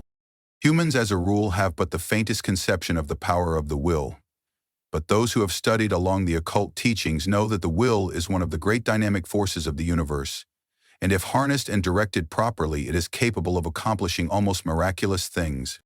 Energy and invincible determination, aren't they magnificent words? Commit them to memory, press them into your mind, and they will be a constant inspiration to you in hours of need. Say these words over and over again, and see how you are filled with new life. See how your blood will circulate, how your nerves will tingle. Make these words a part of yourself and then go forth anew to the battle of life encouraged and strengthened. Put them into practice. Energy and invincible determination, let that be your motto in your workaday life, and you will be one of those rare few who are able to do things. Many persons are deterred from doing their best by the fact that they underrate themselves by comparison with the successful ones of life, or rather overrate the successful ones by comparison with themselves. One of the curious things noticed by those who are brought in contact with the people who have arrived is the fact that these successful people are not extraordinary after all. You meet with some great writer and you are disappointed to find them very ordinary indeed. They do not converse brilliantly, and in fact, you know a score of everyday people who seem far more brilliant than this author who dazzles you by their brightness in their books. You meet some great statesmen, and they do not seem nearly so wise as a lot of the people in your own village who waste their wisdom upon the desert air. You meet some great captain of industry, and they do not give you the impression of the shrewdness so marked in some little bargain-driving trader in your own town. How is this anyway? Are the reputations of these people fictitious? Or what is the trouble? The trouble is this: you have imagined these people to be made of superior metal and are disappointed to find them made of the same stuff as yourself and those about you. But you ask, wherein does their greatness of achievement lie? Chiefly in this belief in themselves and in their inherent power in their faculty to concentrate on the work in hand when they are working, and in their ability to prevent leaks of power when they are not working.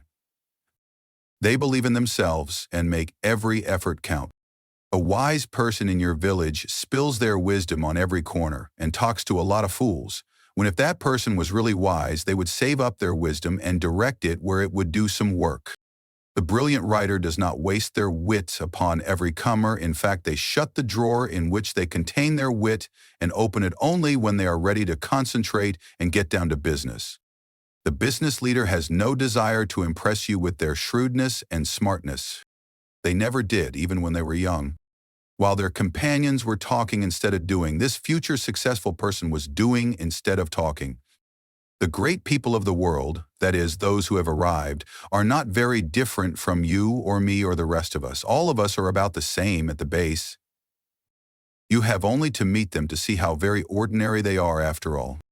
But don't forget the fact that they know how to use the material that is in them, while the rest of the crowd does not, and in fact even doubts whether the true stuff is there.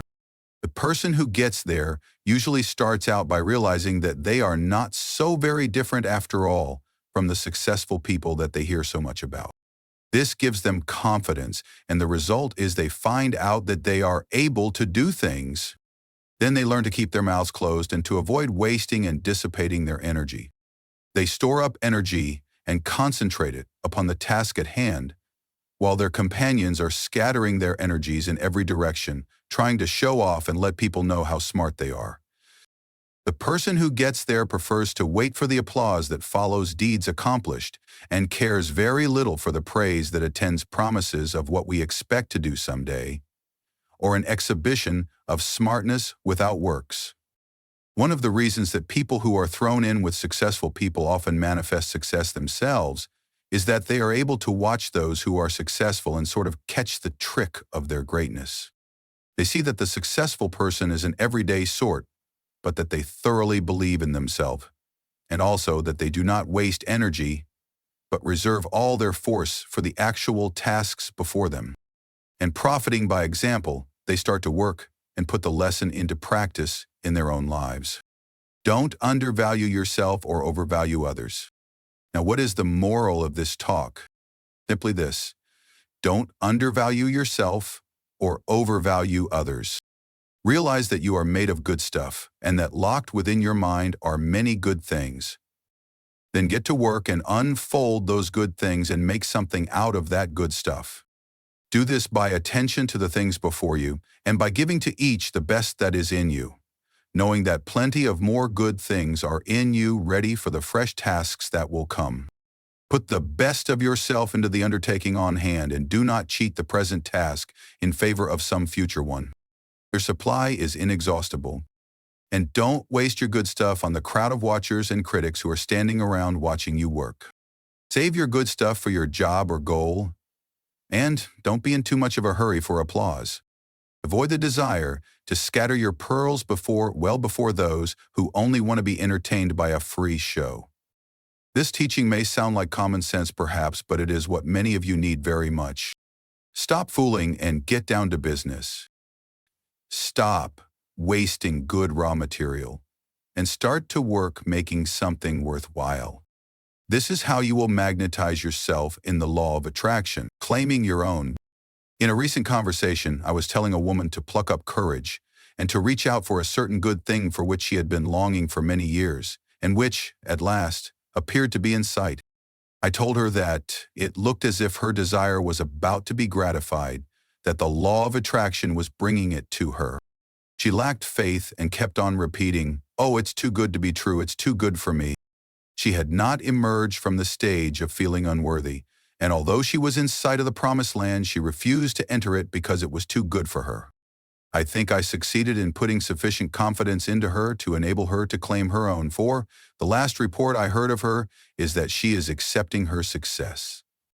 I want to call your attention to the fact that nothing is too good for you, no matter how great the thing may be, no matter how undeserving you may mistakenly believe yourself to be. You are entitled to the best there is. So don't be afraid to ask, demand, and take. The good things of the world are not the portion of any favored few. They belong to all, but they tend to come only to those who are wise enough to recognize that they deserve the good things, and who are sufficiently courageous to reach out to receive them. Many good things are lost for want of the asking. Many splendid things are lost to you because of your feeling that you are unworthy of them. Many great things are lost to you because you lack the confidence and courage to demand and take possession of them. None but the brave deserves the fair, says the old adage, and the rule is true in all lines of human effort. If you keep on repeating that you are unworthy of the good thing, that it is too good for you, the law of attraction will be apt to take you at your word and believe what you say. That's a peculiar thing about the law of attraction. It believes what you say, it takes you seriously. So beware what you say to it, for it will be apt to give credence. Say to it that you are worthy of the best there is and that there is nothing too good for you. And you will be likely to have the law of attraction take you seriously and say, I guess this person is right. I'm going to give them what they want. They know their rights. And what's the use of trying to deny it to him? But if you say, oh, it's too good for me, the law of attraction will probably say, well, I guess that is so. Surely this person ought to know, and it isn't for me to contradict them. And so it goes. Well, that's a peculiar thing about the law of attraction. It believes what you say. It takes you seriously. Why should anything be too good for you? Did you ever stop to think just what you are? You are a manifestation of the whole thing, the absolute, and have a perfect right to all there is.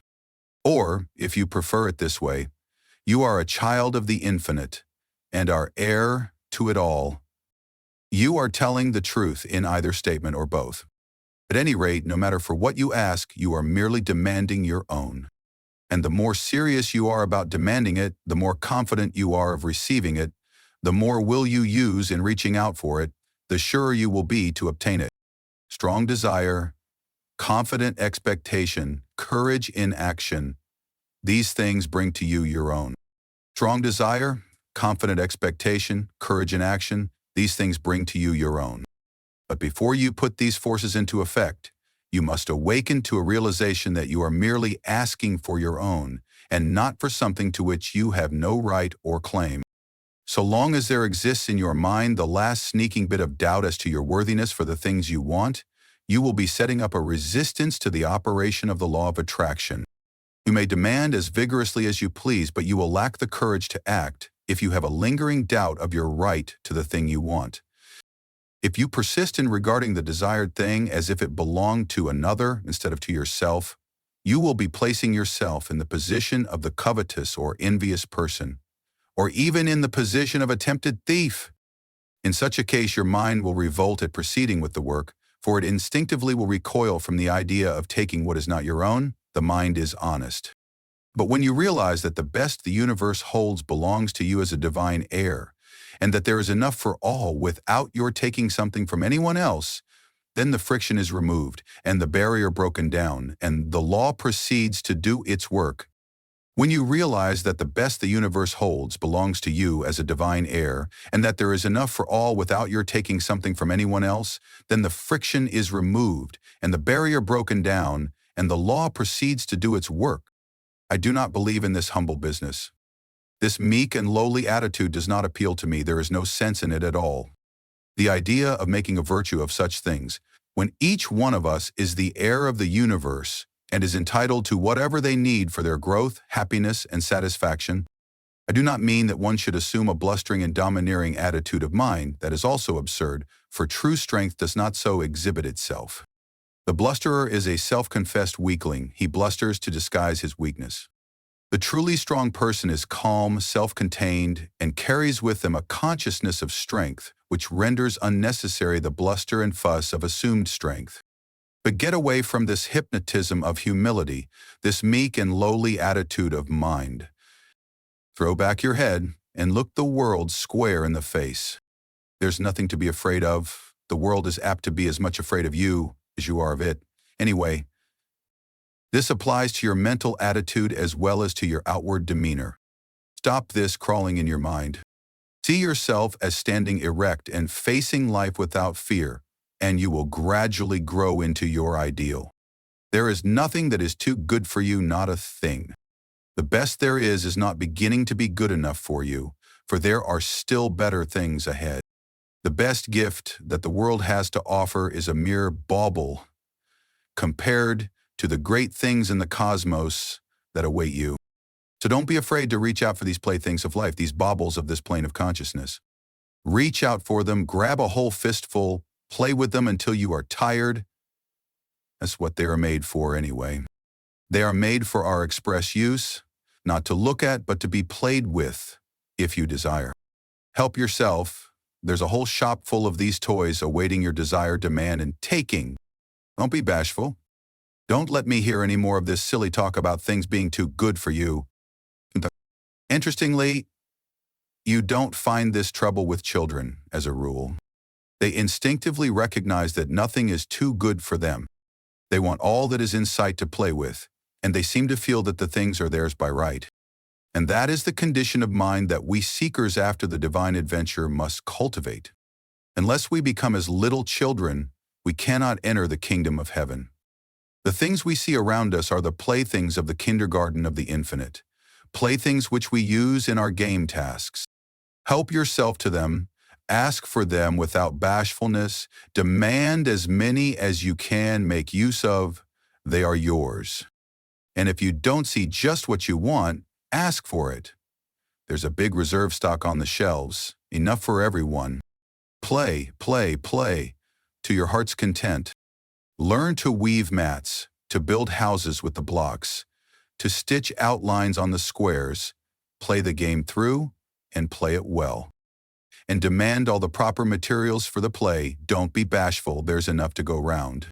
But remember this, while all this be true, the best things are still only game things, toys, blocks, mats, cubes, and all the rest. Useful, most useful for the learning of the lessons, pleasant, most pleasant with which to play, and desirable, most desirable for these purposes. Get all the fun and profit out of the use of things that is possible. Throw yourself heartily into the game and play it out. It is good. But here's the thing to remember. Never lose sight of the fact that these good things are but playthings, part of the game, and you must be perfectly willing to lay them aside when the time comes to pass into the next class and not cry and mourn because you must leave your playthings behind you. Do not allow yourself to become unduly attached to things. They are for your use and pleasure, but are not a part of you, not essential to your happiness in the next stage. Despise them not because of their lack of reality. They are great things relatively, and you may as well have all the fun out of them that you can. Don't be a spiritual prude, standing aside and refusing to join in the game. But do not tie yourself to them. They are good to use and play with, but not good enough to use you and to make you a plaything.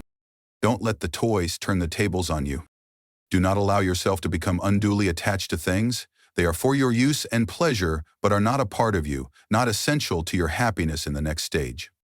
This is the difference between the leader of circumstances and the follower of circumstances. The follower thinks that these playthings are real, and that as a follower they are not good enough to have them. They end up getting only a few toys because they are afraid to ask for more, and they miss most of the fun. And then, considering the toys to be real and not realizing that there are plenty more where these came from, they attach themselves to the little trinkets that have come their way and allow themselves to become too attached to them. The follower is afraid that the toys may be taken away from them and is afraid to toddle across the floor and help themselves to the others. The leader, however, knows that all are theirs for the asking. The leader demands that which they need from day to day and does not worry about overloading themselves, for they know that there are lots more and that they cannot be cheated out of them. They play and play well and have a good time in the playing and learns the kindergarten lessons in the playing, but they do not become too attached to the toys. They are willing to fling away the worn-out one and reach out for a new one. And when they are called into the next room for promotion, they drop on the floor the worn-out toys of the day and with glistening eyes and confident attitude of mind, marches into the next room, into the great unknown, with a smile on their face. The leader is not afraid, for they hear the voice of the teacher and knows that the teacher is there waiting for them in that great next room. Law, not chance. Some time ago, I was talking to a man about the attractive power of thought, or the law of attraction. He said that he did not believe that thought could attract anything to him and that it was all a matter of luck. He had found, he said, that ill luck relentlessly pursued him and that everything he touched went wrong. It always had and always would, and he had grown to expect it. When he undertook a new thing, he knew beforehand that it would go wrong and that no good would come of it. Oh, no. There wasn't anything in the theory of attractive thought so far as he could see. It was all a matter of luck. This man failed to see that by his own confession he was giving a most convincing argument in favor of the law of attraction. He was testifying that he was always expecting things to go wrong and that they always came about as he expected. He was a magnificent illustration of the law of attraction, but he didn't know it, and no argument seemed to make the matter clear to him. He was up against it and there was no way out of it. He always expected the bad luck, and every occurrence proved that he was right and that the mental science position was all nonsense. There are many people who seem to think that the only way in which the law of attraction operates is when one wishes hard, strong, and steady. They do not seem to realize that a strong belief is as effective as a strong wish. The successful person believes in themselves and is confident in their ultimate success. They pay no attention to little setbacks, stumbles, tumbles, and slips. They press on eagerly to the goal, believing all the time that they will get there. Their views and aims may alter as they go along, and they might change their plans or have them changed for them, but all the time they know in their heart that they will eventually get there. They are not steadily wishing they may get there. They simply feel it and believe it, and thereby set into operation the strongest forces known in the world of thought. The person who just as steadily believes they are going to fail will invariably fail. How could they help it? There is no special miracle about it. Everything they do, think, and say is infused with the thought of failure. Other people catch this negative spirit and fail to trust this person or their ability, which this person then chooses to believe is just more of their bad luck, instead of crediting these results to their own belief and expectation of failure. This person is suggesting failure to themselves all the time and will invariably take on the effect of this powerful autosuggestion. This person, by their own negative thoughts, shuts up that portion of their mind from which should come the ideas and plans conducive to success, that same part of the mind which sends ideas and plans to the one who does expect success, because they believe in it. A state of discouragement is not the ideal state of mind in which bright ideas may come to us. It is when we are enthused and hopeful that our mind will work out the very ideas which we may turn to success. Clear up your mental atmosphere. There is no such thing as chance. The law of attraction maintains everything and is everywhere. All that happens because of the operation of law of attraction. You cannot name the simplest thing that ever occurred by chance. Try it and then trace the thing down to a final analysis, and you will see it as the result of law of attraction. It is as plain as mathematics. Plan and purpose, cause and effect. From the movements of worlds to the growth of the grain of mustard seed, all the result of natural laws. The fall of the stone down the mountainside is not chance. Natural laws and forces which had been in operation for centuries caused it. And back of that cause were other causes, and so on until the causeless cause is reached. Life is not the result of chance. The law is here too. The law is in full operation whether you know it or not, whether you believe in it or not. You may be the ignorant object upon which the law of attraction operates, and bring yourself all sorts of trouble because of your ignorance of or opposition to the law. Or you may fall in alignment with the operations of the law, get into its current, as it were, and life will seem a far different thing to you.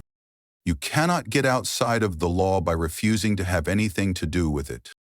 You are at liberty to oppose it and produce all the friction you wish to.